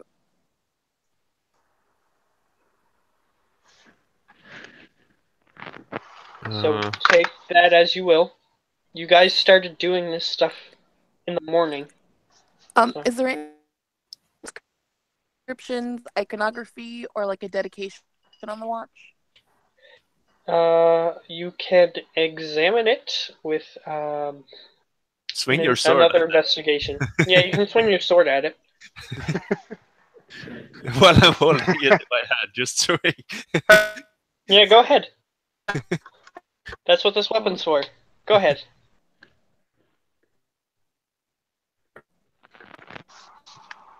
Is it going? Here we go. Oh god, a million. Alright, I'll have to take the first one. You don't. When you swing your sword at it, it actually passes through the watch and his hand, unharming him. Wow. And it doesn't seem like it has anything on it. Yeah, I can't find anything. But if you guys want to look inside, yeah. What happened when you should hit through a person? Can you like hit through person to detect things? It's intelligence-based things. So as long as it's something you're making a roll that's intelligence-based, in theory, Ost could swing through that person to make that check. Yeah, can I do it on Howler? You can attempt to. What are you going to? What check are you trying to do? Investigation. So 11. I actively try to avoid this because I don't want to get hit. All right. So I'll just say that it hits you, but based on the roll that happened, does your character wear boxers or briefs? Boxers. All right, you find out that he is currently wearing boxers. Okay, I don't share that with anybody. I know stuff. Because it went through his clothes and it gave you that information into your mind. I don't share that with anyone, but yeah, good to know. Howler, you have no idea what Oz just found out about you. If anything. Well, I just look at us. I don't know what he's doing. If it was anything bad, I'll probably figure it out. No, Yeah. just some stuff about you. Yeah. Yeah, so as long as the check involves... Couldn't have been anything bad then. As long as the check involves intelligence, you can swing it at anything. That's how the weapon works. That's kind of cool. Locking that away for later. Alright. So... Swing it at that guy. Find out what he is. Like, kill him with knowledge. Yeah, you can swing the sword at the guy if you want to. If you have a check that you want to perform on him that involves intelligence. Yeah, nature. I did not think about doing that to him, so I will. Nature, history, I don't know. All of them. Alright. Yeah, Keep why not? swinging until it's dead. You do a medicine check on him as well, and you find out that he's perfectly healthy. And then you do a nature check. And the nature check gives you that he is, in fact, a contractor. And this is a species that you thought was long deceased. At least according to information you've been given.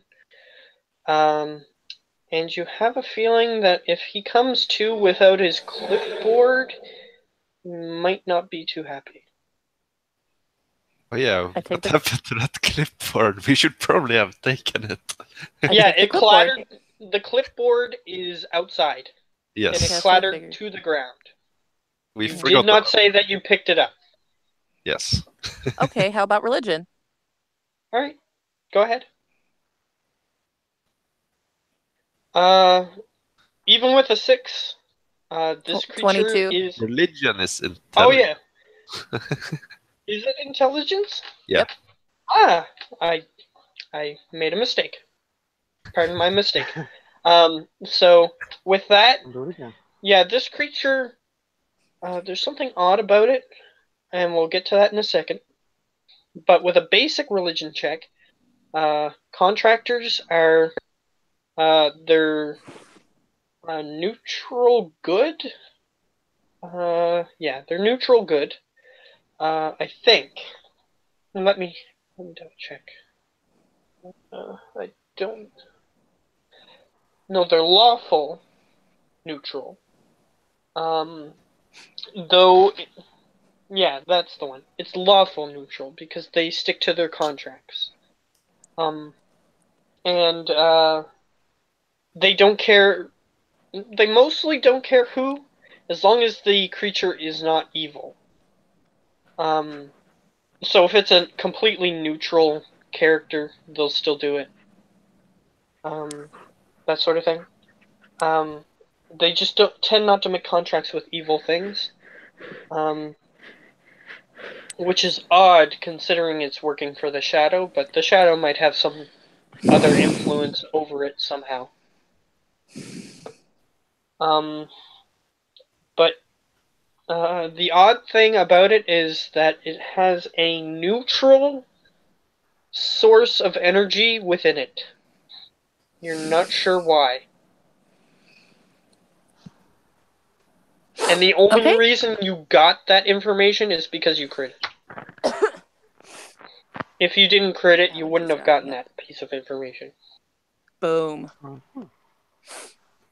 So it has a source of neutral energy coming from within. I'm not sure what it is.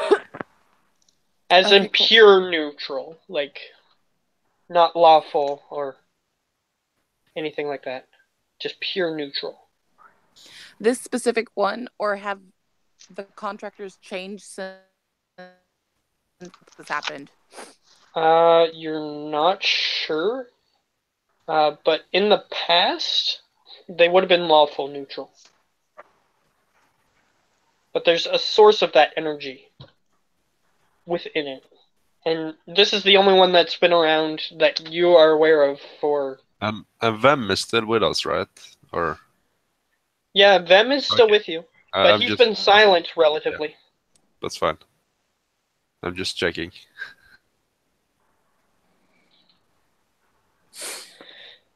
He seems like he's actually, if you look over at him, he seems like he's spaced out a little bit. Okay. He's just sort of staring off into a corner. He's not really paying attention to what you guys are doing. I'm not sure why, but he's there. Do you want me to do a history and arcana check on this dude? Sure, And investigation? go for All it. right. All the checks. Do all the checks. Investigation. He has nothing on him. Lame. Right? Other than his clothing, which, knowing you guys, you might want to take that, but he just has like a little shirt. It's almost like a t-shirt looking thing, which might be kind of odd to your characters. You might not care. And he has shorts on. Okay. History? That's not history, Right. That's history. You attempt to deceive the sleeping man. He doesn't care because he's asleep. History. The history on these creatures is that basically they would be used as an intermediary, because the law can fail. If you want to make a surefire contract that's automatically going to be held up to and the punishments are going to be dealt out no matter what, this is a creature that you want to deal with. And he just makes contracts for other people on behalf of other people. It usually doesn't make a contract for itself. But it can. It usually doesn't. Right. Other than and there's been a few kings who have made contracts with other countries, those sorts of things, using this creature, but lately they've been trying, like within the past 1,000 years or so, they've been trying to summon one, just to see if they still exist, and they haven't been able to contact one. Most scholars, those sorts of people. Okay. So, Arcana. the fact that there's one here is a notable bit of history, based on the history check. Arcana, my last one. Have you heard of anyone killing such a creature before or breaking a contract? I can answer that on behalf of Ost, if Ost wishes to have that information. Yes, please. Evil things have attempted to make contracts using these creatures, and the reason why they found out that evil things can't do it is because, like, there's a story of a demon summoning one, and it refused to do what it wanted, and it destroyed it by just removing its head and banishing the head to another plane of existence. Wow. So you're not sure if that's the only way to kill one, but that's a notable way that it has been killed. Is my bag of holding another plane of existence? Do you know that? Can you swing at it?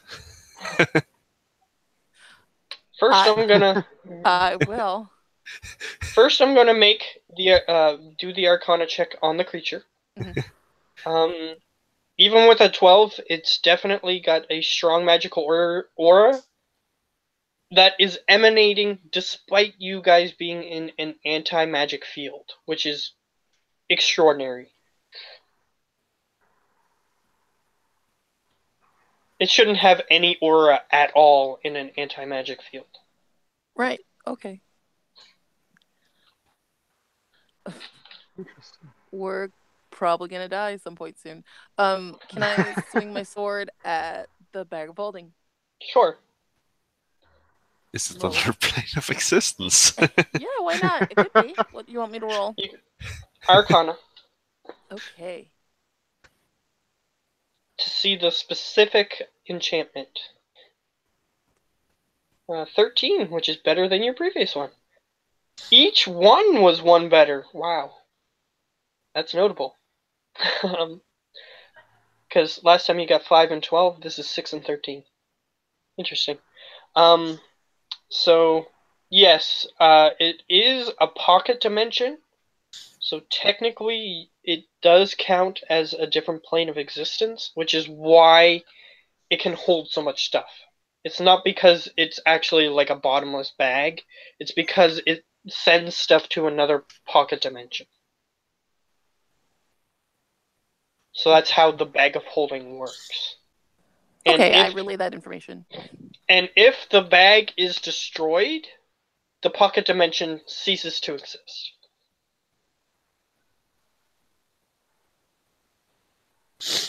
So, how about we chop his head off and toss it in the bag?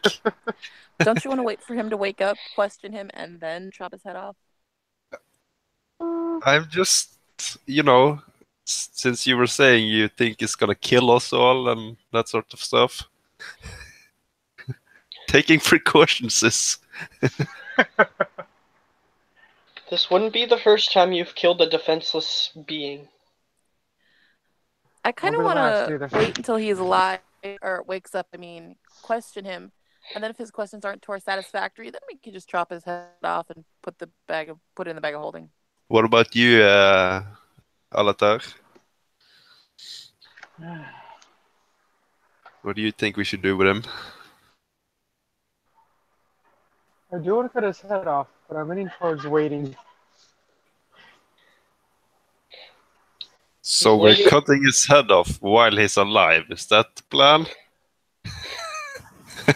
That is against my wishes, but if that's your plan, I will not stop you. I thought that was your wishes. I must have misunderstood. No, we question him. Oh. Find out. Yeah, but after we take his head. Oh, after, like I said, if his questions, or if he doesn't answer them correctly, or if he's still trying to kill us, yeah, bye. Okay, cut head off, wait, then put him back. Yeah, no, the bag part keep is him good. Alive, wait until he's awake. Yeah, until ask we the kill questions, him. And then if we need to, we can kill him. Maybe we shouldn't say we're gonna kill him in front of him, so he won't be prepared. I'll put him around. That happened the last time, I think.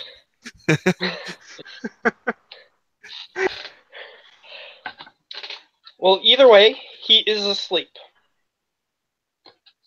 So what's the code word for killing him then? If you're dissatisfied.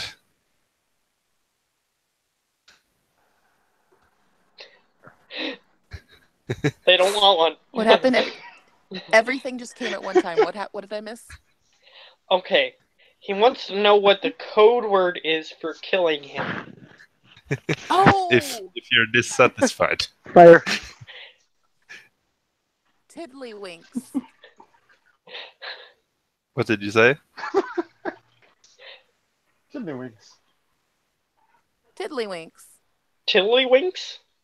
Yeah. Is that what I heard? Yeah, sure. It's Tiddlywinks. That's what I heard. You'll never see it coming.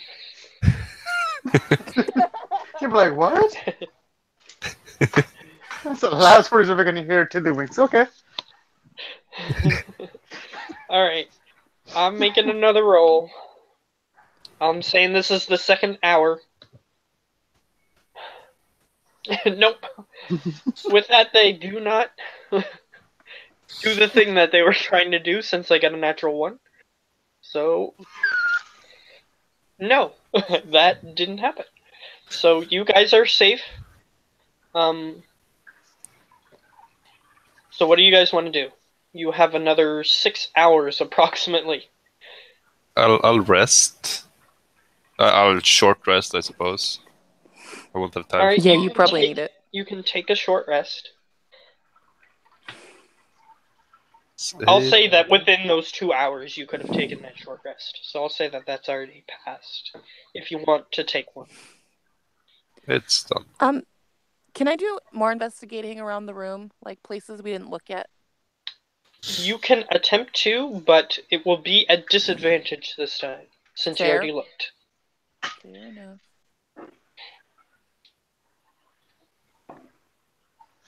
Which means regular roll. That's what I figured. Because you're using the sword. So 13?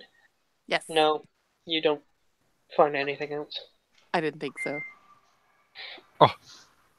So you're swinging through stone walls and bookcases and desk and chair and door. Nothing. I found 2 pouches of something in my inventory, and I'm not sure what it is. It's from somebody I took it from. Of course. It's 2 pouches for 2 guards or bandits or someone in this town. So it's 2 pouches from someone in this town? Is that what you have written? No, I've written 2 pouches of something. Is what I've written. Oh, And I assume remember from what they are. You can look in them. Yeah, I'll look at them. They each have 5 gold in them. Because you took those from the guards. Yeah. So they didn't have much gold, but... I have more use of them. Well, you can add that to your total. 10 more gold. Nice. Alright. Were those the 2, like, pretty much innocent guards that we kind of killed? They were not killed. They were just slightly robbed. You stole all their clothes. These particular guards. Even their underpants. You specifically said you wanted their underpants. I mean, they shouldn't have tried to fight back. They didn't. One was sleeping on the job. I'm the one telling the tale now, not you. They shouldn't be sleeping on the job. Yeah, I suppose. No, but... I'm pretty sure I described one as an older gentleman. That's why he was asleep on the job. Should have retired. That's true. But either way, yeah, that's what those things are. And you already sold their underpants. Yeah, they were actually worth way more than I thought. So I should keep stealing underpants. You could be the captain of underpants. Ooh. Captain Underpants. Okay. You guys decide what you guys want to do. I think Howler and Alatar, you're doing something while Ost is investigating the room. Any specific things that you guys want to do?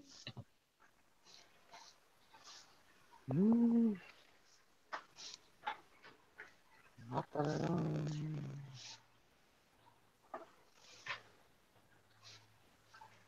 No. I'm kind of just waiting around. Alright, Howler? I'll, since I got bored eventually, I'll take out my flamethrower and fiddle around with it to see if it works. Nice. Alright, so I'll say that since Alatar isn't doing anything, you notice Howler is fiddling around with a strange device. Okay. You can interact with him if you wish, but he's fiddling around with it. So, Howler, what do you want to do with it? make it shoot fire? You can do that. You know how it works. Oh, I But do you know. know that it's going to use the entire canister of fuel if you attempt to shoot it. Okay, so it uses the whole thing. Yeah. Because it was meant to be a trap to make people go away. So it was just meant to shoot fire until it was Do I done. know what it uses to shoot? Like if there's something I could get? There's a fuel canister attached to it. You haven't looked inside the fuel canister. I You can attempt do to know remove that. the fuel canister and look within. That would take a tinkering check. Just so you're aware, if you do horribly enough, it could end badly. 16. Well, at least you didn't blow it up. Yet. So you're careful to tip the canister down because it's open on the top to connect to the flamethrower part. So you make sure you start unscrewing it. It looks like it's screwed on, just simply screwed on. You unscrew it, you pop it off. You didn't blow up, but you smell inside, and it's a very harsh smell that burns your nostrils as you attempt to smell it. It's a very, very strong chemical of some sort. Can I attempt to recognize it? You can use your poisoner's kit to attempt to identify the substance. But you would have to have a way of removing it. I'll say that it's in the poisoner's kit. That you have like a little dropper that you can take a little bit of it and put into your poisoner's kit. So you attempt to have a look at it. You put a little drop of it, and it's really, really thick, sludgy substance. Even when you're just putting it into the poisoner's kit. And you start processing it by boiling off a little bit of anything that might be in it, that sort of thing. And with a 19, I'll say that before you start boiling off anything too, like, you start doing it, because that's what you do with poisons to identify what they are. But before you start doing it too much, you notice that it's getting too hot, and you have a feeling that it might burn up if you continue to try to identify it using a poisoner's kit. Do I still have any idea what it is, or? You can attempt to identify it without using the poisoner's kit. Yeah. What would that be? You can roll nature, arcana, or history, possibly. You might get something interesting if you roll that. This is a caustic substance, so if you were to put it on your skin, it would probably burn. And when exposed to extreme heat, it turns into fire, obviously. So if there is a fire there, then it will burn. So that's how the mechanism of the flamethrower works. It makes a little flame on the end, and then it shoots the liquid through. The substance, you're not entirely sure. It might be something akin to the stuff that they make alchemist fire out of. Those little beakers filled with a liquid that turns into fire, that sort of thing. But you're not exactly sure what specific substance. Yeah. But it seems like it's something akin to that.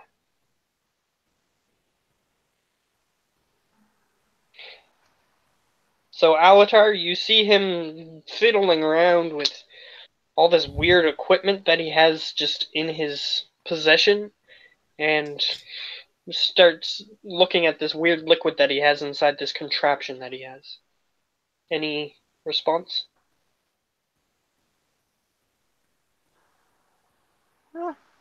Keep a little distance just in case it blows up.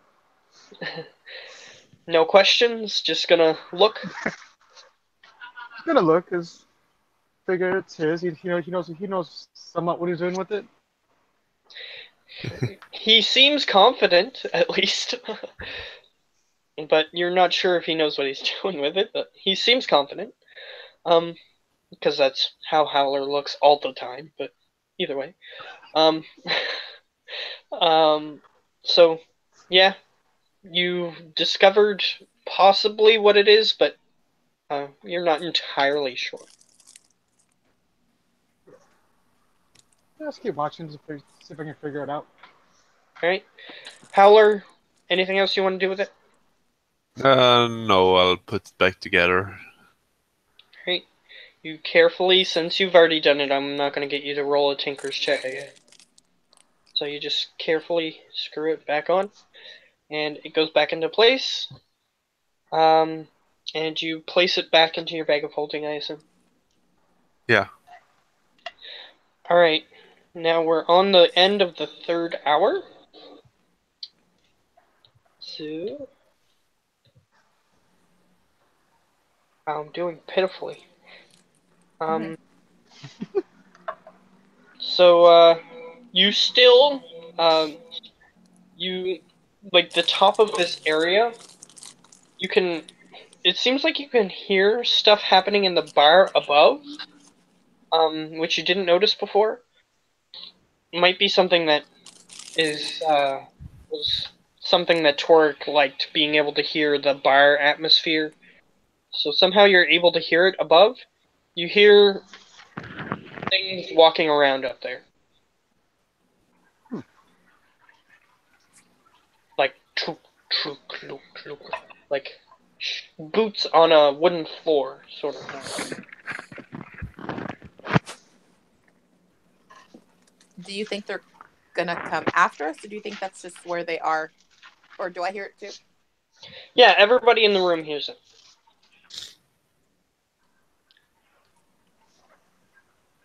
Doesn't they're not making any jovial noises or anything. Like you thought, you think you might be able to hear, like if they were laughing or that sort of thing. So it doesn't seem like they're just regular people trying to get somewhere or sitting around in the bar, just walking around. You don't hear any voices or anything. I ask the other guy who's kind of sitting in the room, what's the significance of the noise above us? Not sure who, if that's what you're asking, but technically there's 2 guys, just so you know. 2 assassin guys, but one of them has been more talkative than the other, that's for sure.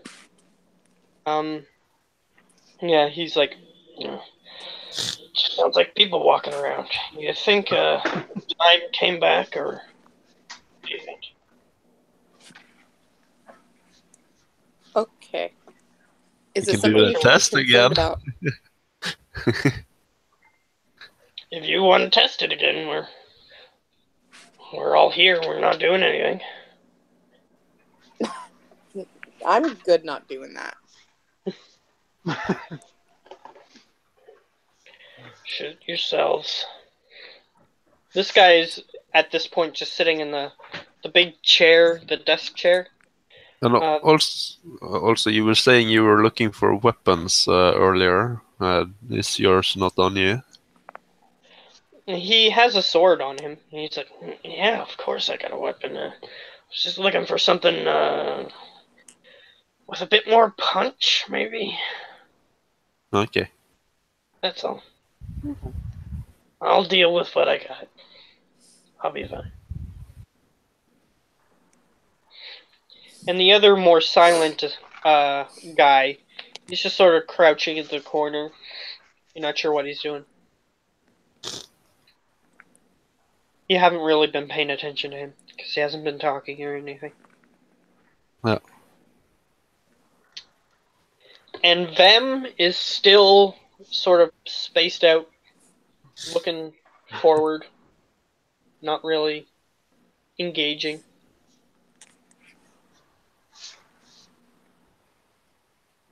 Okay. So anything that you guys want to do? You're on your 3rd hour and you're hearing noises above. Up to you. I go sleep in a corner. Okay. So Or Howler in is his chair, actually. in the chair. Yeah. All right. Well, the guy sort of moves out of the way. He was sitting in the chair for the past couple hours anyway. So he says, I commandeer the chair. "Go ahead there. You're technically one of my superiors, I suppose. So go ahead." And he goes and crouches in the corner, in another opposite corner. That's funny. So, anything that you two want to do? Hang out for right now. All right. Actually, I'm gonna take part of the brick and ready it should somebody come through the roof or the ceiling, or should someone come through the door. Okay. So, by brick, you mean that hidden nook thing that you found? That removable brick? Oh no, I mean the sleeping powder, the coke brick. Oh, that brick. Okay. It's just that there was a couple things I was thinking of with the word brick. That's fine. Yeah, you got some sleeping powder ready. Sure. Alatar? Just relax, hang back, Um, see what happens. so Howler is exempt from this next portion, but I'm gonna roll this first. Okay. Nice to know. You hear the footsteps sort of, um, they walk away. You don't hear them as loudly anymore. Um, okay, so, are you both still awake? I assume that Yes. Ost is. But is, Yes. Alatar still awake? Yes? Mm-hmm. Okay. Both of you need to make perception checks.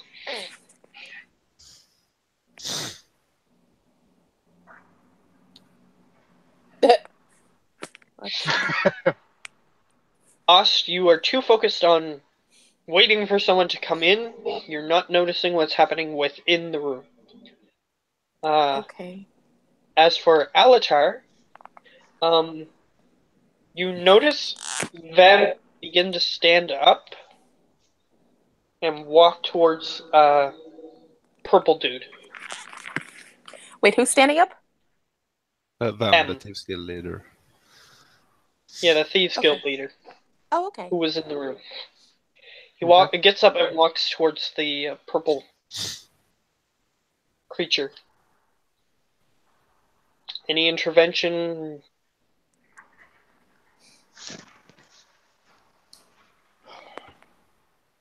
Anything you want to do?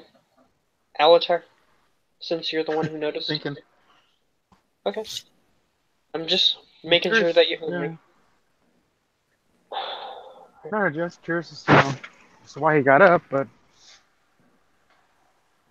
I'm not gonna do anything to him or ask him anything. you can. I guess I try to ask him like, what's going on.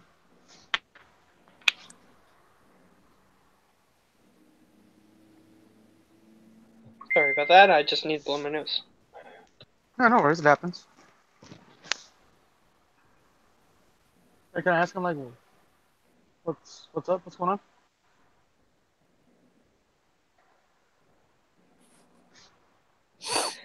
Alright? He doesn't seem to respond to you or even acknowledge you're asking him as he approaches the Okay. purple creature. Though, Ost, you do perceive, I'm gonna say that you do perceive that Alatar asked a question. So, you do notice Okay. that he asked the question. So you can look I'll just over and watch. see him walking. Cool.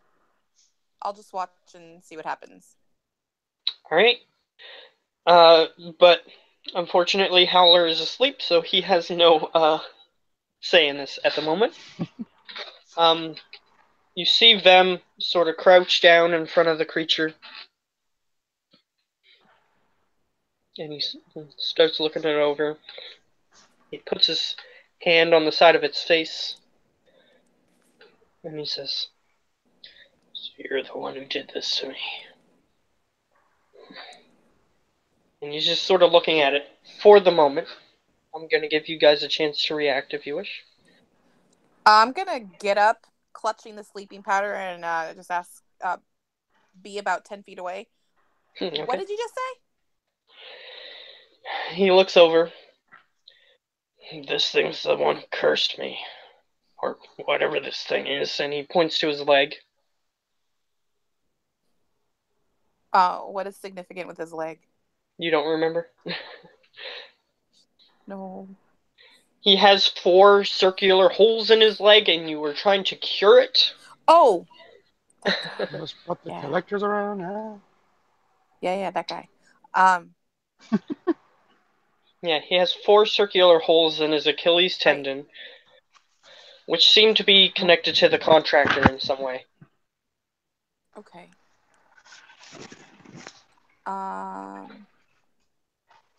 So he's just Yeah, sort I of... guess he did it. He nods towards you. He's starting to look over the creature, and he says, "Why don't we just kill it?" Would you not like to have more information? If we kill it, my curse goes away. That's how I see it. In 4 hours, your curse will go away. But once we find out more information from it, we'll probably just kill it anyway. Right. And I'm going to give you both a dexterity saving throw to attempt to prevent what's about to happen.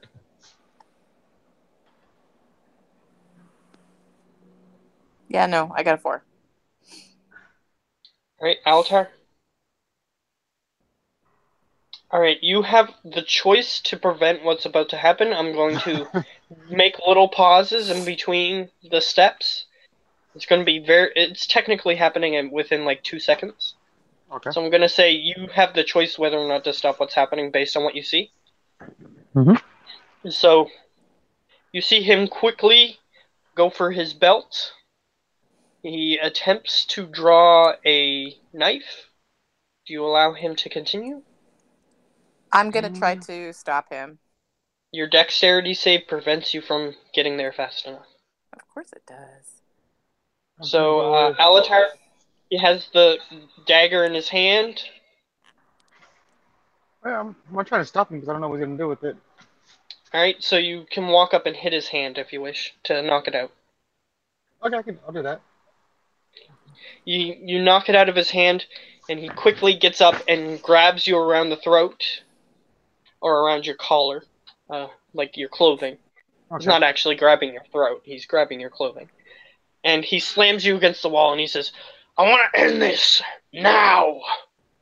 Why won't you let me?" Do you allow him to just hold on to you? You can attempt to break this at any time, like prevent him from holding on to you, if you want. I should try to break it because... Yeah. You can break it if you want. I'll break it. Okay.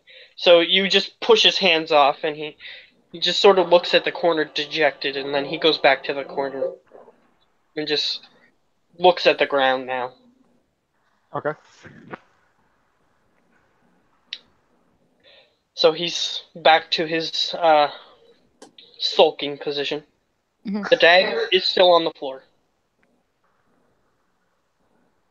And Howler, I'll say that you hear the noise of the dagger hitting the floor. You can choose whether or not to wake up.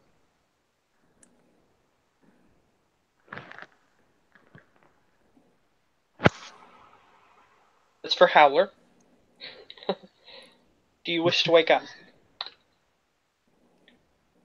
Yeah, I wish to unmute first. Yeah, that might help. So you wish to wake up? I'll wake up. I don't know what I noticed of all of that. As soon as the dagger hit the floor, you noticed everything after that. Okay. Since you chose to wake up. So Vem seems like he's intent on just killing this thing. But it seems like everybody else is against him, so he's sulking in the corner at the moment. What was the code word? Tiddlywinks. Tiddlywinks. I'll tell them. Don't worry. Just say Tiddlywinks after we interrogate them. It'll be fine.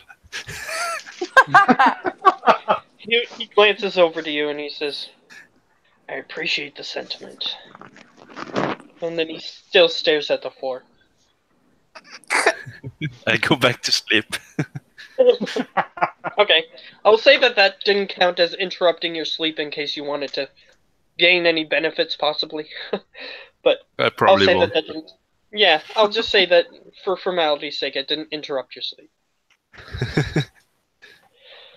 So, yeah, he's just sulking in the corner. But he knows that he's probably not going to be able to take everybody on if he starts a fight about it, so he's just not going to do anything. Okay. So he sits in the corner. That was 4 hours. So do you guys... I'm going to go a little bit faster for the next couple. So do you guys just wish to wait this out? Yeah. Yes. Alright. Yeah. Okay. So for the next hour... 18... You hear a noise within the room. It sounds kind of like...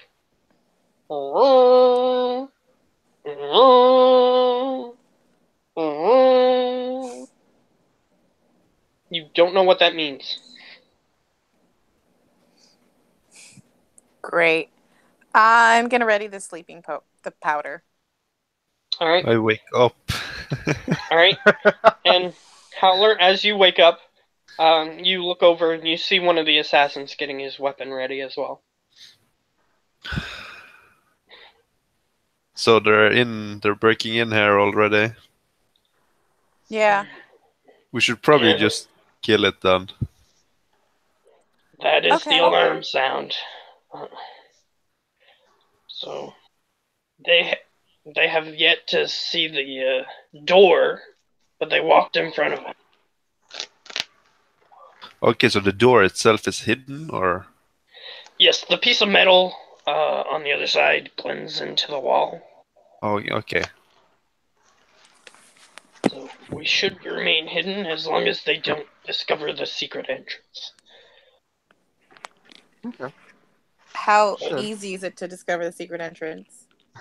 Well, the panels aren't perfectly aligned because it does slide up and down, so there are cracks on the side. I saw it pretty easily, to be honest. He just sort of glances over it. He doesn't really say anything. Okay. He just says, "Yeah, so there is a possibility that whatever's on the other side will notice. So I'm just being cautious by getting my weapon out." And as everybody can hear, there's no, like, boom, boom, boom of somebody trying to get in, so that just means that something has found the trap door, somehow gotten inside the trap door, and is in front of the door. And we'll eventually get in here. So I suggest we just speed up the plan and skip the interrogation. Okay, let's kill it and be on our way. Yep. Vem gets up and he says, "About time." What? We had an opportunity to learn something. Can we learn anything if we're dead? No, Yeah, but well, we can't haven't learn you heard anything of if he's ghosts? dead. Ooh. Cool. He just glances over at Howler with a, "You know what I mean," kind of look. I glance back with I don't care. Okay. He just continues. So he's ready to do whatever you guys want to do. I open the bag of holding. I'm ready for somebody to throw me a head. All right. Our If you friend guys wanna take do too, it? you realize that if you take too long, Vem is going to take action. That's what I'm So- saying. Does our friend want to do this? Does he want to do it? Yeah. He will. If you guys Yeah, are just like standing there hesitating, he'll just go, "Give me that," and he'll Not take the even weapon. standing around, inviting him. Go ahead. Okay, if you're asking him to do it, I was just trying to think of it thematically. But if you're actually Thematically, I'm just standing there excited, holding the bag open, ready for a head to be tossed in. all right, so he grabs his dagger from if anybody picked it up, but if they didn't, then he's just gonna pick it up off the floor. No one picked it up. So he just picks it up off the floor and he flips it around in his hand like this. He grabs the top of its head and he's just gonna start hacking at it. Let's see.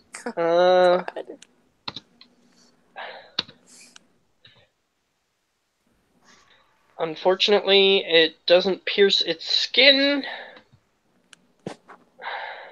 Okay, this time it pierces its skin, and he starts pulling on it. Gonna roll some damage here.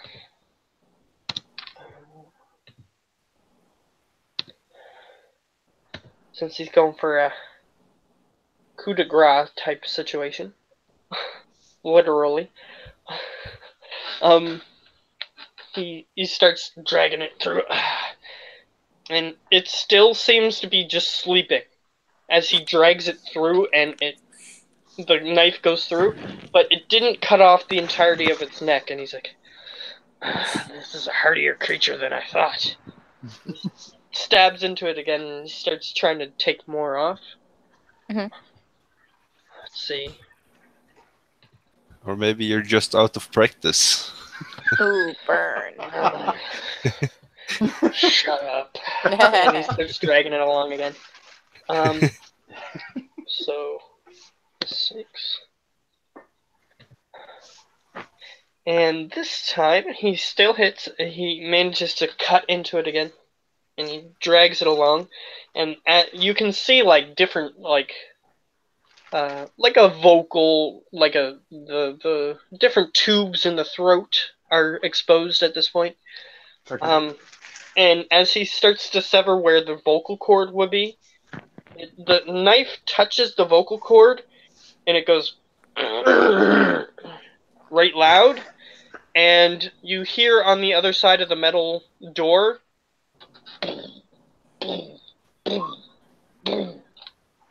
and he keeps cutting it, and he's like,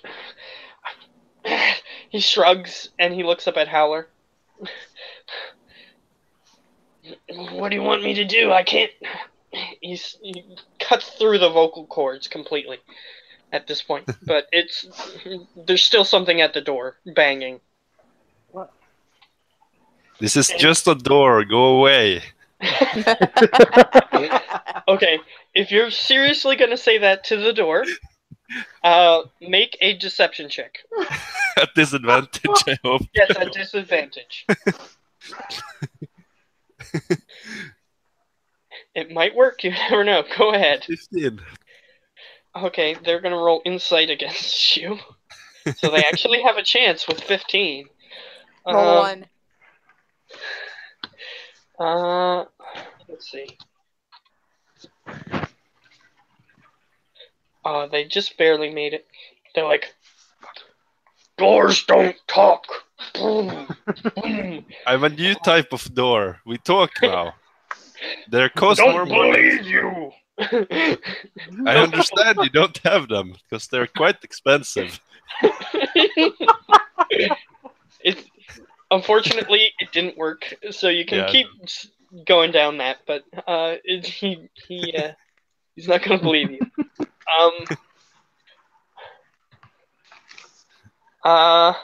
You hear, and you can see that the wooden door that's on the inside gets dented a little bit. It seems like whatever it is actually starting to break through the metal. Okay. How far is the head? It's open half up? off at this point. Can we help him to make it go faster or something You like can that? attempt to. He's doing it by himself, and you can see that he's struggling. So you can attempt to help him. I'll assist him. All right. He's got a knife in his hand. Do you want to just aid his knife, or do you want to start? I bring out a way bigger knife. Go ahead. A jeweled rapier, so it's quite fancy. Yeah, so Alatar, you see him draw like this golden-plated sword with like jewel-encrusted hilt. And he starts swinging at it. Yeah, that definitely hits. Should I Roll roll some damage? damage. Yeah, you have to roll damage. And it's a crit, so it's the right numbers Mhm. plus my sneak attack. Yeah, Right since an numbers. ally is within range. And I have my offhand short sword.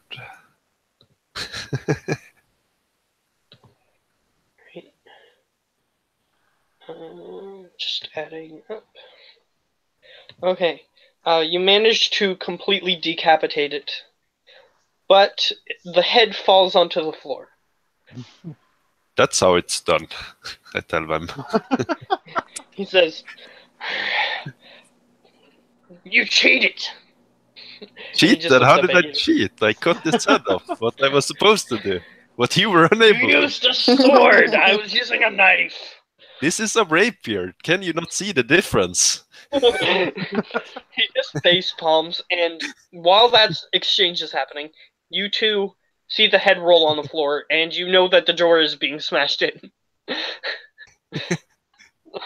So what do you two want to do anything? Pick up the head. You can grab the head. Yeah, I'll You pick up now the head. have the head, but that took your action. Okay. Holding, does Howler still have? Yeah. Yeah, he's just arguing, and he has a sword in his hands now, so he doesn't exactly have the bag of holding in his hands at the moment. It's on his side. Can I get the bag of holding and then, like, scoop the head into it? You can grab the bag of holding, but that would take your action. Fair. Okay, I would like to do that. Because technically, Howler doesn't know that you're going to take it from him. Yeah, I know. So it would take your action, and once he realizes what you're doing, then he can either let you or not. I'm gonna say tiddlywinks as I'm attempting to take it. All right, He's Howler. already dead. It's too late. You can see that the chest is rising and falling, even decapitated. I'm going to point that out to Howler. He's still breathing. And you can see that air is passing through the nostrils. It's still going. I'll open the bag then. Alright, the bag is open. Let's see what happens to the door. Because you never know. It might break through and stop you.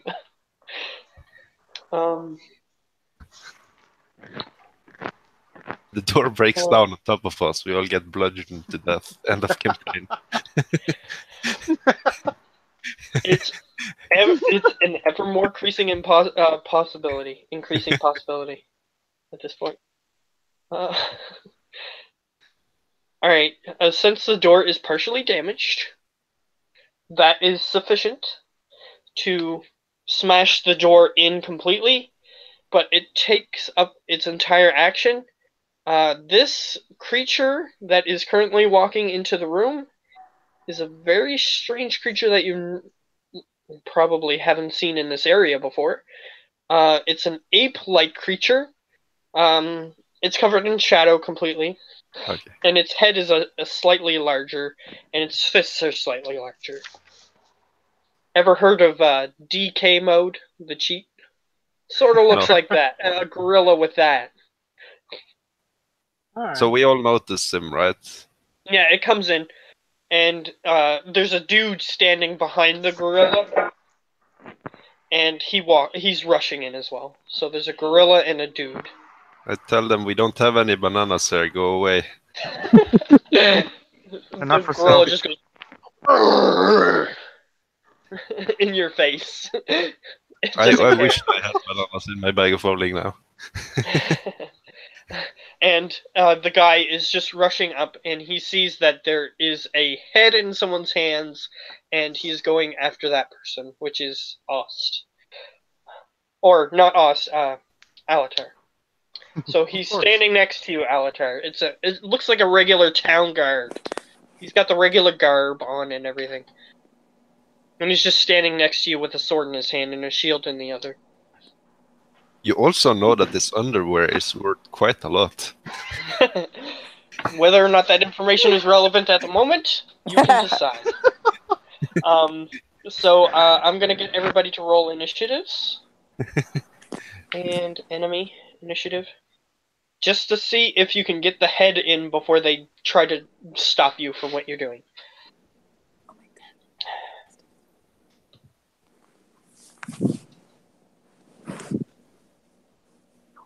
My tablet froze. I'm sorry. Give me a few seconds. 1, You're rolling initiative, if you 2, didn't already know. I'm trying. 3.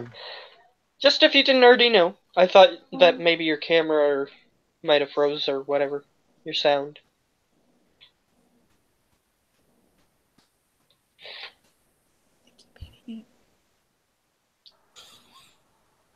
You rolled like 5 of them, but I'll take the first one. I figured. Okay. So, I'll throw us into the turn order since it didn't automatically go in. And I'll just use this picture for now. For Alatar. Even though it's technically an assassin picture. And I'll just use random pictures that I have on this already for everything else. Okay, so the people are you guys, and the assassin-looking dude is Alatar in the turn order. Just gonna add this random thing for your allies' turn, which I still have to roll. They're pretty quick. Wow. So your allies are gonna go first. Probably. And who's faster? I would assume Town Guard is faster than a gorilla. But you never know. I could look it up, but I'm too lazy. Just gonna roll for the Town Guard. And and the gorilla, and they got 12. So there's a few things happening before they get to go. So, you never know. You might just defeat a creature that's super powerful by putting it to sleep. Okay, ally turn. They see the things rushing into the room, and they are astute enough to notice that other things are probably soon going to be rushing into the room and rush outside the room. Okay. Probably to save your guys' butts. So, if you think that's not a good move, they're going to run out anyway. So they're running outside the room to try to keep you guys covered. And luckily, the outside of the room is still within the radius, at least at the moment. Okay, so Alatar's turn. You have a decapitated head in your hand, I guess, and that might be redundant. But you have a head in your hand. It's still breathing unsettlingly. As far as I know, I'm still holding the bag open. Yeah, you still have the bag open. So, Alatar, moment of truth. You Can you have make the a throw? town guard, but you do have a town guard standing in front of you. Trick shot, go. Trick shot. Sure. You can attempt to with, what stat would be good for this? I guess an unproficient ranged attack would be best fitting for that.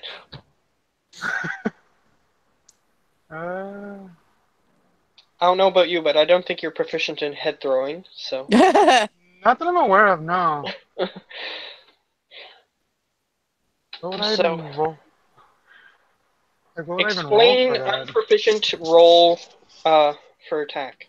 Just So, click your dexterity. yeah. Oh, okay. 15. The guard is going to attempt to intercept. I didn't realize I was going to be playing a sports game. Does he score? Going to attempt to intercept. Let's see if he does. No. Goal! Kobe! Gorilla is in the room and yelling at Howler, and it is going to attempt to intercept. And it has a little bit more dexterity, I'm pretty sure. Rolling dice? Come on! It's frozen! No! Ah! Oh, it got 7. So, yes, it does go in the bag. Actually, no, it doesn't. Howler, I need you to roll a dexterity save to get it into the bag. 24. That's higher than 15, so you succeed. With the You managed assist. to Look at get that. you managed to get it into the bag. And you notice that as soon as you close the bag, the body is still breathing. It's gonna take a while for it to die. It's fine. I'm not Like concerned. a chicken. It's like a chicken, yeah. Like a chicken, yeah. Oh. We're pretty smart, two of us. Alright, you got the head in the bag at least, so according to the legend, this is supposed to do something. So, Alatar, you used your action to do that. Okay. So you have bonus action, movement.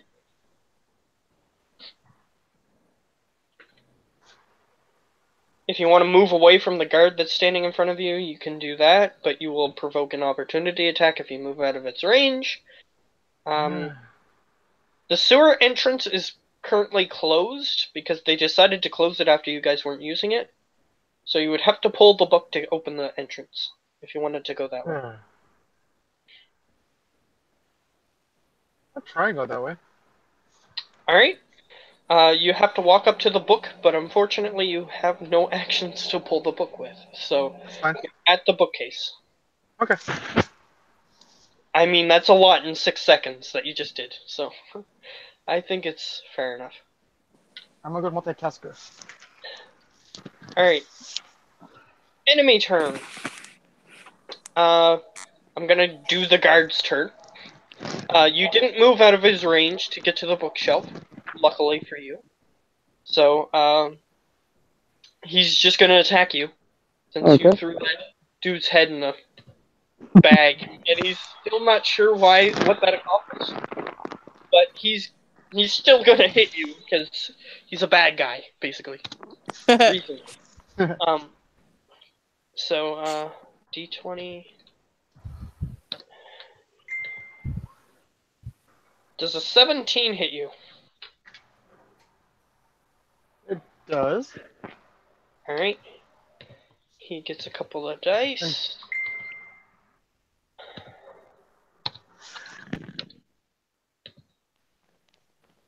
So 9 damage, unless if you have a way of reducing it. As he strikes you in the back as you attempt to get towards the bookshelf to pull the book that was pointed out before. And Gorilla's turn. Actually, Question. okay. Can I use Hellish Rebuke still?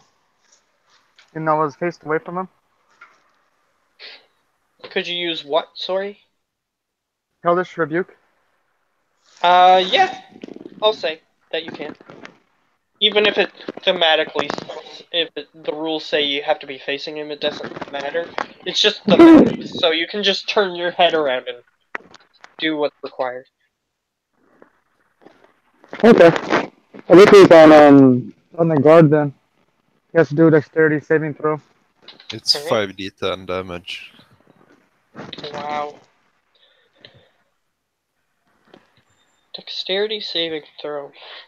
As he strikes you in the back and you just yell at him really loud and flames expel from your mouth.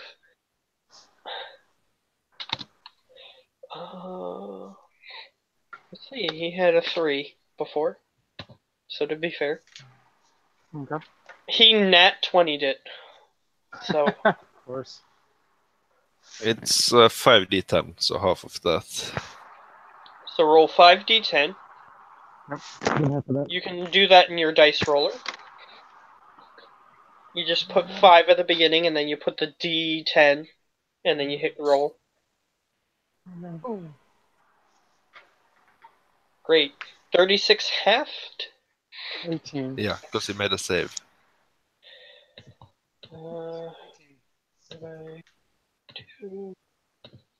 Okay. Perfect. So, Gorilla's turn. At that point. So I actually was gonna look that one up.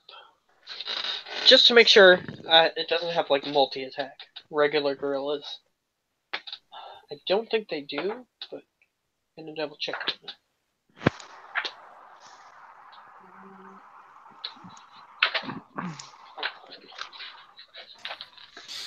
Gorilla. Oh, it's gonna be mixed in with all the giant stuff. You can search for them on Roll20. I think they have gorillas. And I missed. Probably, but I already got the book open. Doesn't look like they have gorilla. It's weird. They should. Gorilla. Maybe it's ape. Yeah, it's ape. Oh, it's under ape. That would make sense.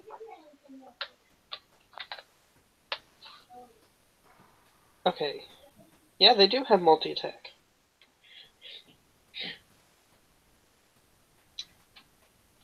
Oh, and they have a ranged attack. How beautiful. But he's within melee range. He's not going to do that. So,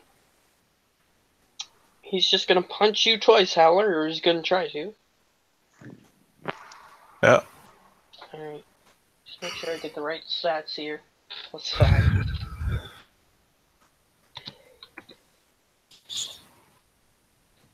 No. 16? Both miss. The 16 barely misses. Alright. So it sort of just takes its fists and tries to squish your head like a melon, but you manage to duck under its fists and they just collide together. And then it goes as it screams in frustration at you for dodging its attacks. And something weird begins to happen. The body, some black gunk begins to expel from the top of the neck hole that you guys cut into it.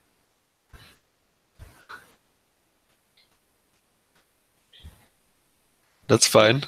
You guys notice that there's black gunk coming out of the body, and it's still breathing. Okay. We did something good. It's fine. Alright. Howler's turn. Yes. You notice that there's an ape attacking you, and you also notice that the body is expelling black gunk. Is the ape covered in... Yeah, it's covered in shadow, right? Yes, I already explained that. Yeah, I'll just... Do I have to leave its range to get to the guard? Yes, I'd say you'd have to. You have to move 5 feet away from it, which would proc an opportunity attack. Okay, so first I'll attack the monkey. Alright. And since And you do have an ally next to the monkey, being Ost. Because you guys were close together. 5.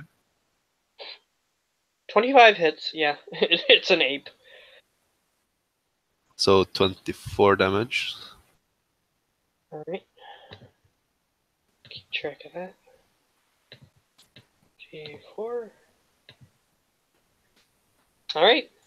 24 damage. It's a bit stronger than a normal ape, which has less than that, but it's stronger. You notice that it's still standing, so it's stronger than a regular ape. Then the offense comes. Alright, yeah, 18 hits. 9. 9 damage. Yeah, you just barely do over its health. So you cut across its face the first time, and then you stab it right under the chin, and it just sort of flops to the ground. And then I tell the guard he's gonna have to replace our talking door. He ignores you. Alright, Howler, anything else? No. Alright. Us turn. Black gunk Alright. coming from the body. You notice that he felled the ape, which is going to recover eventually. You don't know how that's going to turn out, but it's not recovered yet. So, Who you have a has the guard orb? standing there attacking your other friend. You have the orb. Who has the... Oh, wait, never mind. I couldn't use it anyway. Well, could I know that we're in a non-magical field, but could I use the orb to, I don't know, like nullify the black goo? You can attempt to use it. Okay. Because if this guy is wraithing around and he's got some magic, maybe the orb.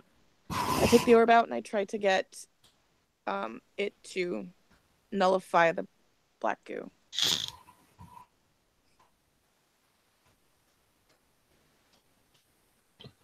Alright. So you notice that the orb, as soon as you take it out, the glowingness inside of it is extremely diminished.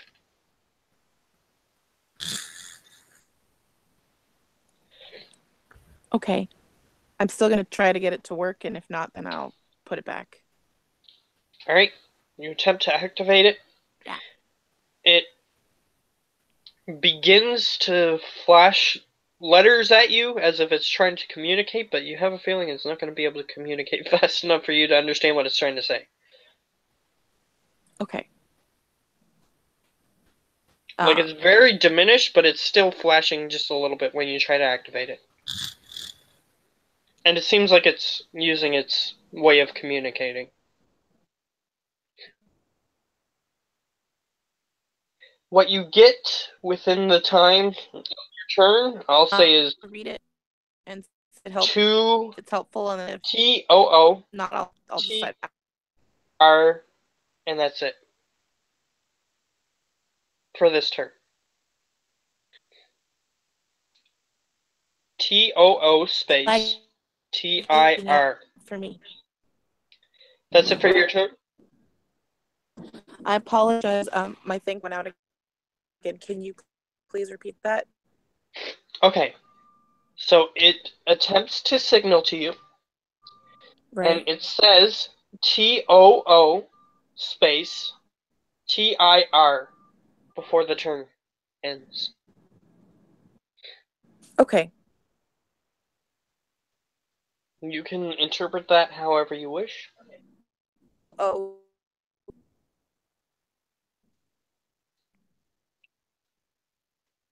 Cool. I don't hear you anymore. Are you just cutting out? TOO. Yes. Yeah. TOO TIR. TIR. Yeah. Cool. Thank you. Seems like it's trying to tell you something, but didn't have enough time to tell you. Okay. I will put it away. Alright. It gets put away abruptly.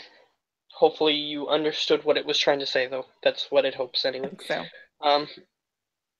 so. So that didn't use your action, luckily. That used your okay. bonus action to activate it, which didn't work.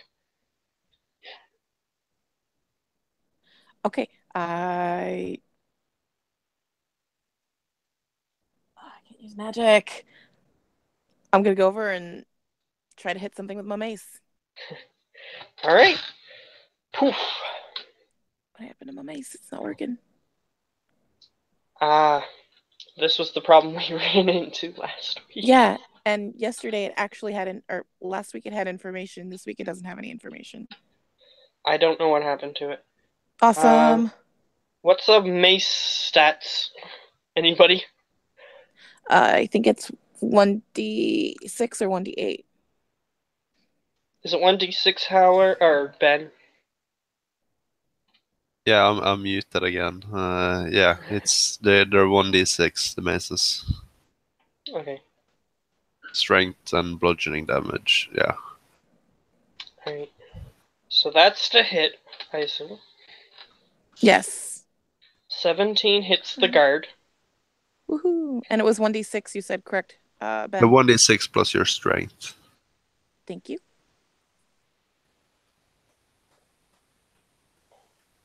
Alright. 7 damage. 7. I did something. Alright. I have that tracked. Do you have a second attack? I wouldn't be able to do it because of the bonus action. Okay. Yeah. Oh, wait. I do have a second attack. I apologize. Yes, sir. Alright. I was thinking of it my offhand. Yeah. No. I don't hit. You hit him, and then the second time your mace gets stuck. It's one of those bladed maces, and the blade gets stuck into the bookshelf. Okay. Which I'll say thematically, next turn you can just pull it out without using an action. Okay. But at the moment, it's stuck. Alright. Ally's turn. You hear some scuffling in the hallway. Now it's Alatar's turn. Okay. So still by the bookshelf. Yeah, you're right in front of the book that opens the passage. How far away is the guard from me? He is within melee range of you. Okay, how about the ape? The ape is on the ground, not moving.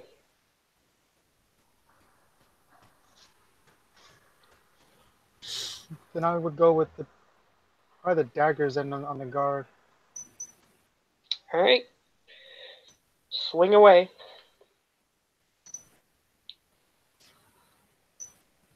You can attempt to open the passage with a bonus action, if you wish. So you can sacrifice one attack to open the passage, or you can use 2 attacks.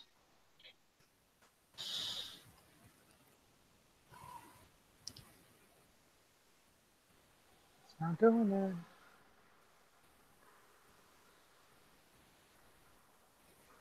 So it's up to you.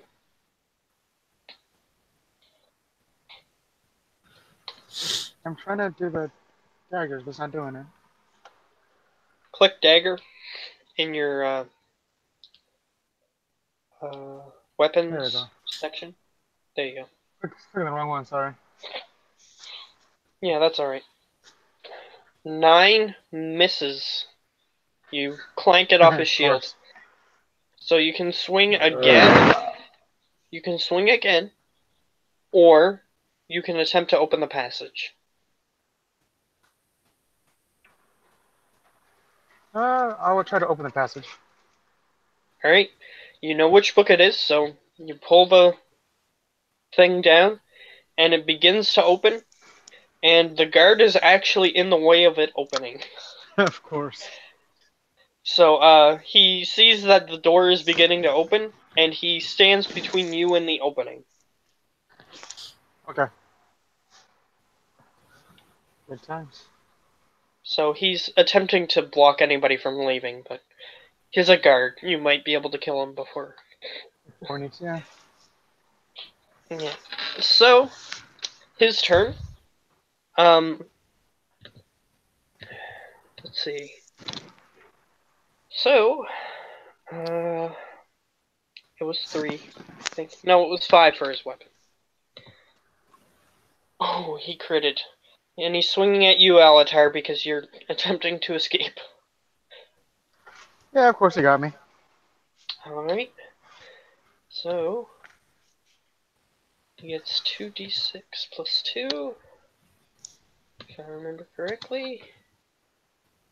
And I'm gonna just roll 4d6, actually, since it's a crit. Alright, so in total, he does 14 damage to you. Huh, agreed. So he Alright. just hits you with his long sword right in the shoulder. So it's doing quite a bit of damage. Well, luckily I took damage. I can still do the whole other Shibuka again. Alright. So d20 plus 3. Not 4d20. 4. He got a 5. Alright, well.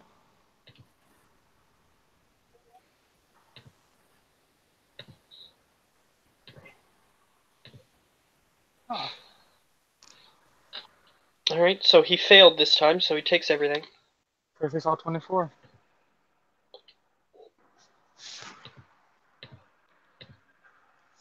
He appears to be just barely standing at this point. That's good.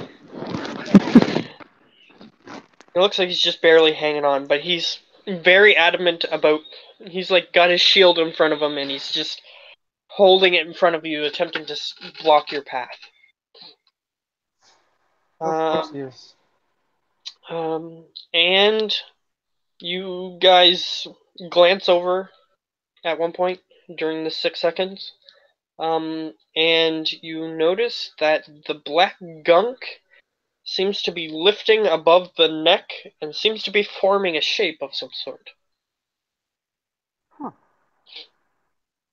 It's kind of hard to discern, but it looks almost like a black pseudopod is coming out of the neck. Huh. You can make your own assumptions at this point. We're in for a good time. Howler's turn. Oh, yeah. Howler's turn. Yeah, I'll unleash the flamethrower on the black gooey thing. Okay, so you're gonna just... As soon as you activate it, it's going to use the entire canister, which means it's going to blow for about 5 turns. That's fine. Alright, so you're aiming at the black thing? Yeah. Alright. Let's see.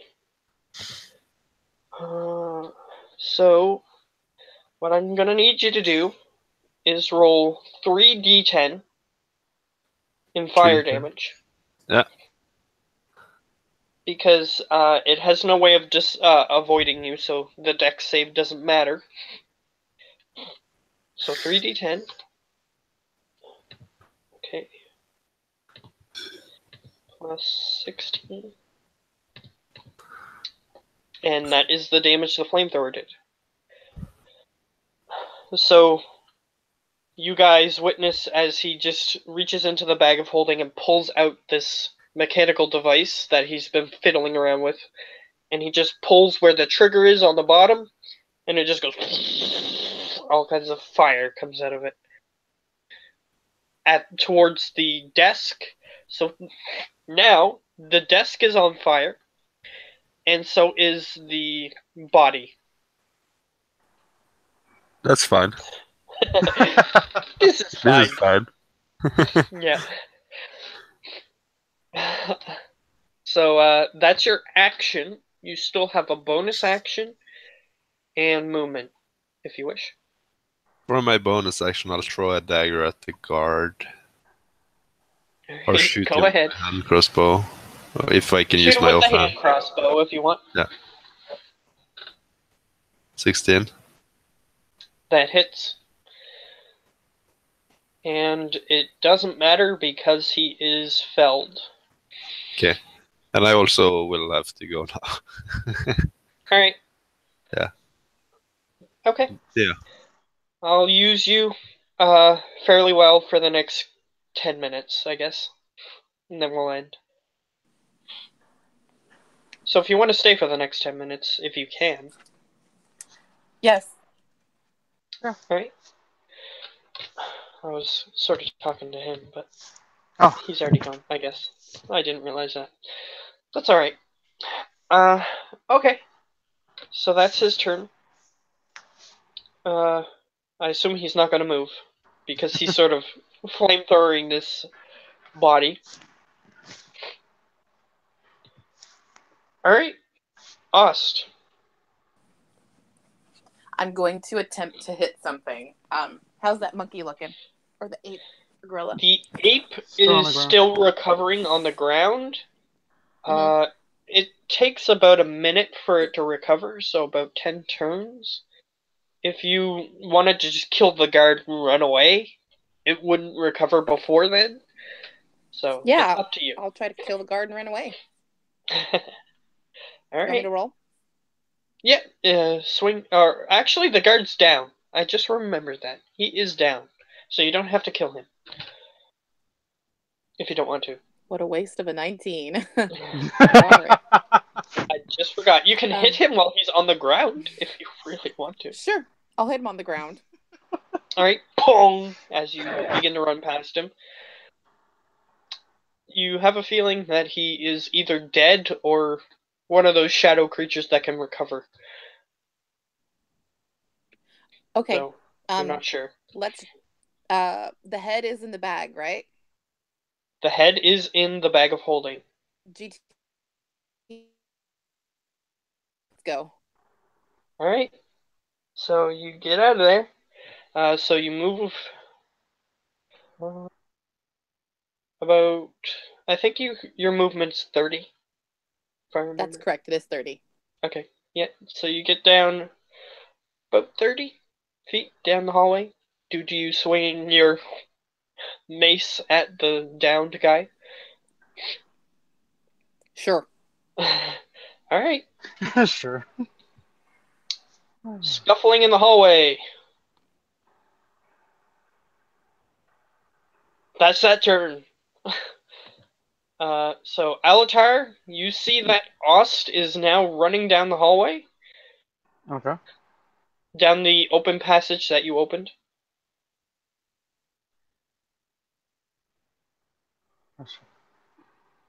I will most likely follow suit. Run down the hallway.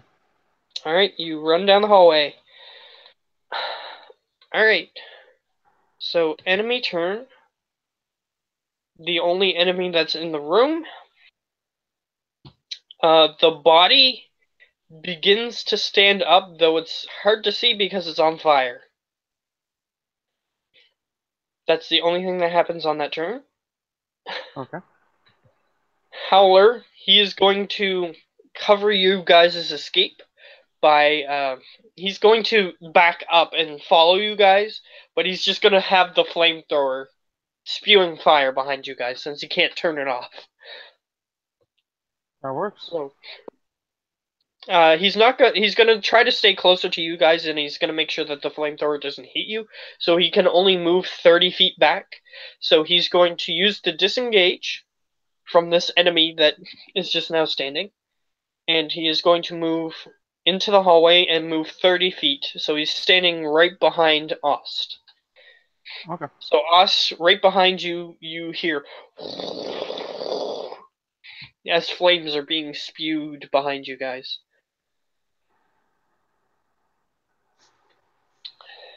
So that's what he's going to do.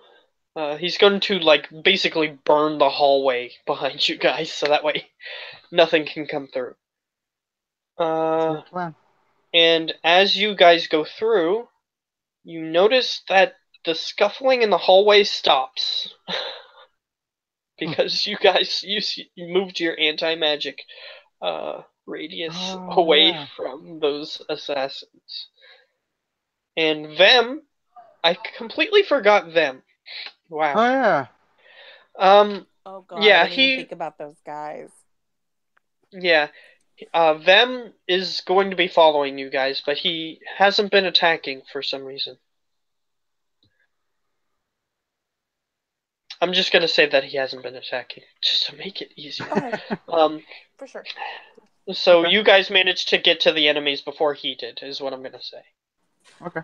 Okay. Okay, so then it's Ost's turn, and he's ahead of Ost, but not ahead of Alatar. Them, Okay. that is. Was in between us. Got it. Yeah. I go into the hallway. So Or you're I gonna can- continue just running, Yes. hearing flames at your back? Yes, sir. Alright.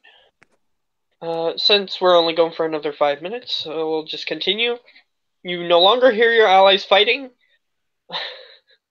because they are frozen in time. And oddly enough, as the radius leaves, who's currently holding it? That's a question. I forgot about so much stuff. Who's currently holding the anti-magic thing? It doesn't really matter. Osses. Alright, Okay, yeah, we'll just say it's me. Yeah, Ost, you're carrying the anti-magic device. Yeah.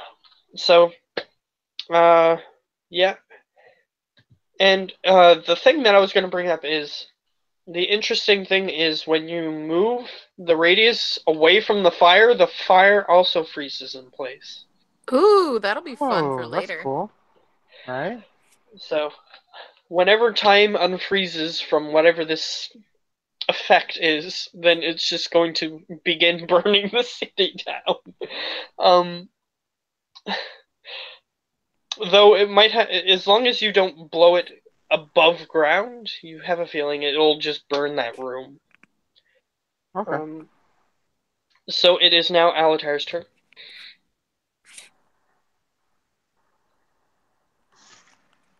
Alright, so we're still going in the hallway. Yeah, you can continue down the hallway. You can just say you're continuing to run. Which, Yeah. if you say that all you're going to do on your turn is run, I'm going to say that you're double moving, basically. Okay. So that's just an assumption by me, automatically. So if you don't want to be double moving, let me know, but I assume that you want to be, because you're running. Well, right now, just running it away, so yeah.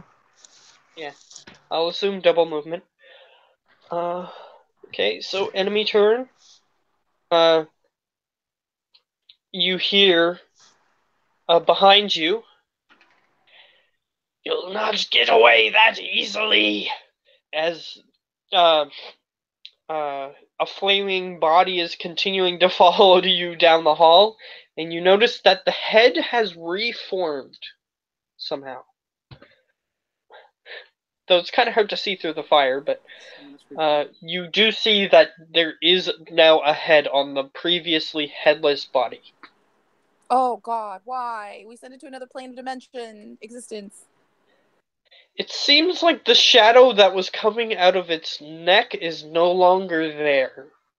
You can take the hint from that. Oh, okay. Alright. Howler is just going to continue to aid in your escape by completely covering this passage in fire.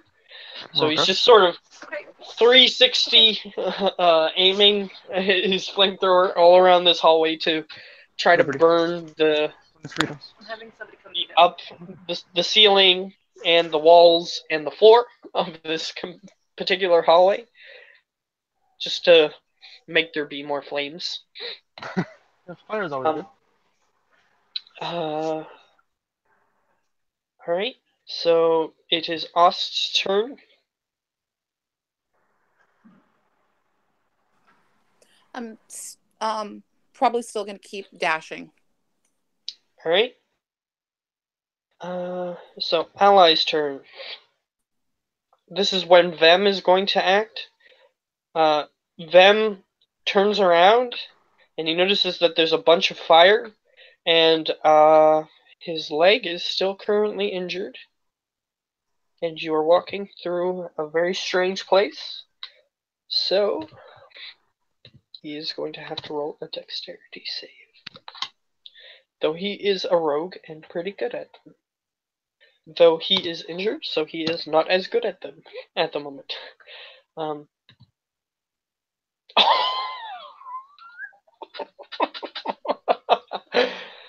Wonderful!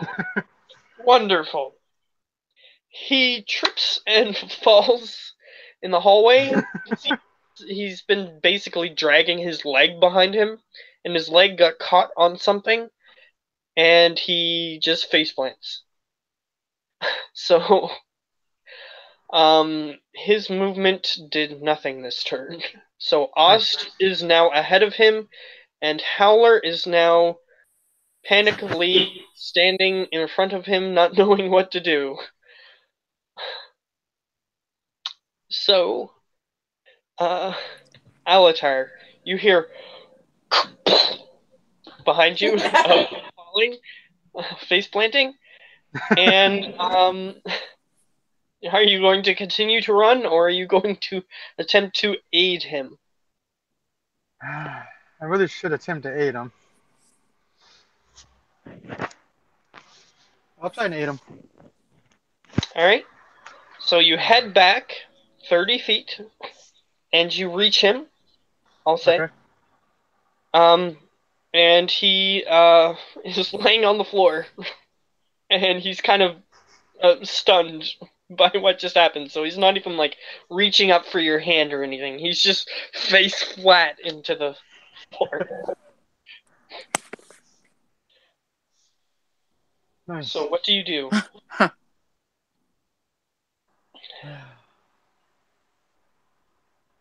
And there's no one. There's no enemies. There's no like bad guys around, right? There is a bad guy walking through the fire, but it's still in the fire. Howler is currently covering your back at the moment with the fire. And the fire. I guess try to pick him up. Alright, he is bewildered by what just happened, so strength, athletics. Oh, that's gonna suck. Sorry. And you don't get advantage because he is completely stunned by what just happened. He just face planted into the floor. He's still trying to gather himself. So regular strength athletics roll. All right. Wow. Right. You almost nat 20'd it. So your adrenaline is pumping through you, and you're pretty much as strong as you've ever been in this moment. And you manage to get him onto his feet, though now you have to use your second movement to get back to just where you were, which is where Ost is now. Okay. So he is standing. Do you want to have him, like, his arm over your shoulder, which means you move at half speed, or you could just book it and hope that he does well from now on? Just book it. Hope he does well. Alright. Enemy turn. You hear in the fire, "No! Come back, them!" He can't use magic because he is in the anti-magic field. So even if he wanted to, he could not do that. Cool. Howler, this is the last turn he gets to blow fire, so fire. And at the end of his turn, the thing runs out, and he's like, crap. So Ost, you are now equally far from the fire as Alatar, since he ran back past you to pick up one of your friends there. Right. How far behind me is Howler? 30 feet? Howler is 35, and is 30. I'm gonna yell to Howler, hurry up, you're fast, man. He's like, and the fire just went out too. He's talking about he ran out of juice. Right. I'm going to dash because I know he's going to be able to catch up to me real quick. Alright, so you're going full speed.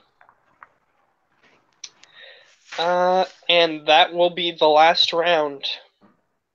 So you guys are in a sewer or mine-like area, which is now partially used as a sewer. And you're attempting to get somewhere, you don't know where.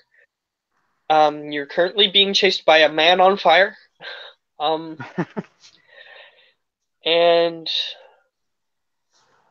we'll see where it goes from there. Hopefully you guys make some plans as to what you're going to do. Do we ever? It's all spur of the moment reaction. Just wing it, you know. Yeah. Well, I'm just gonna kill the stream here.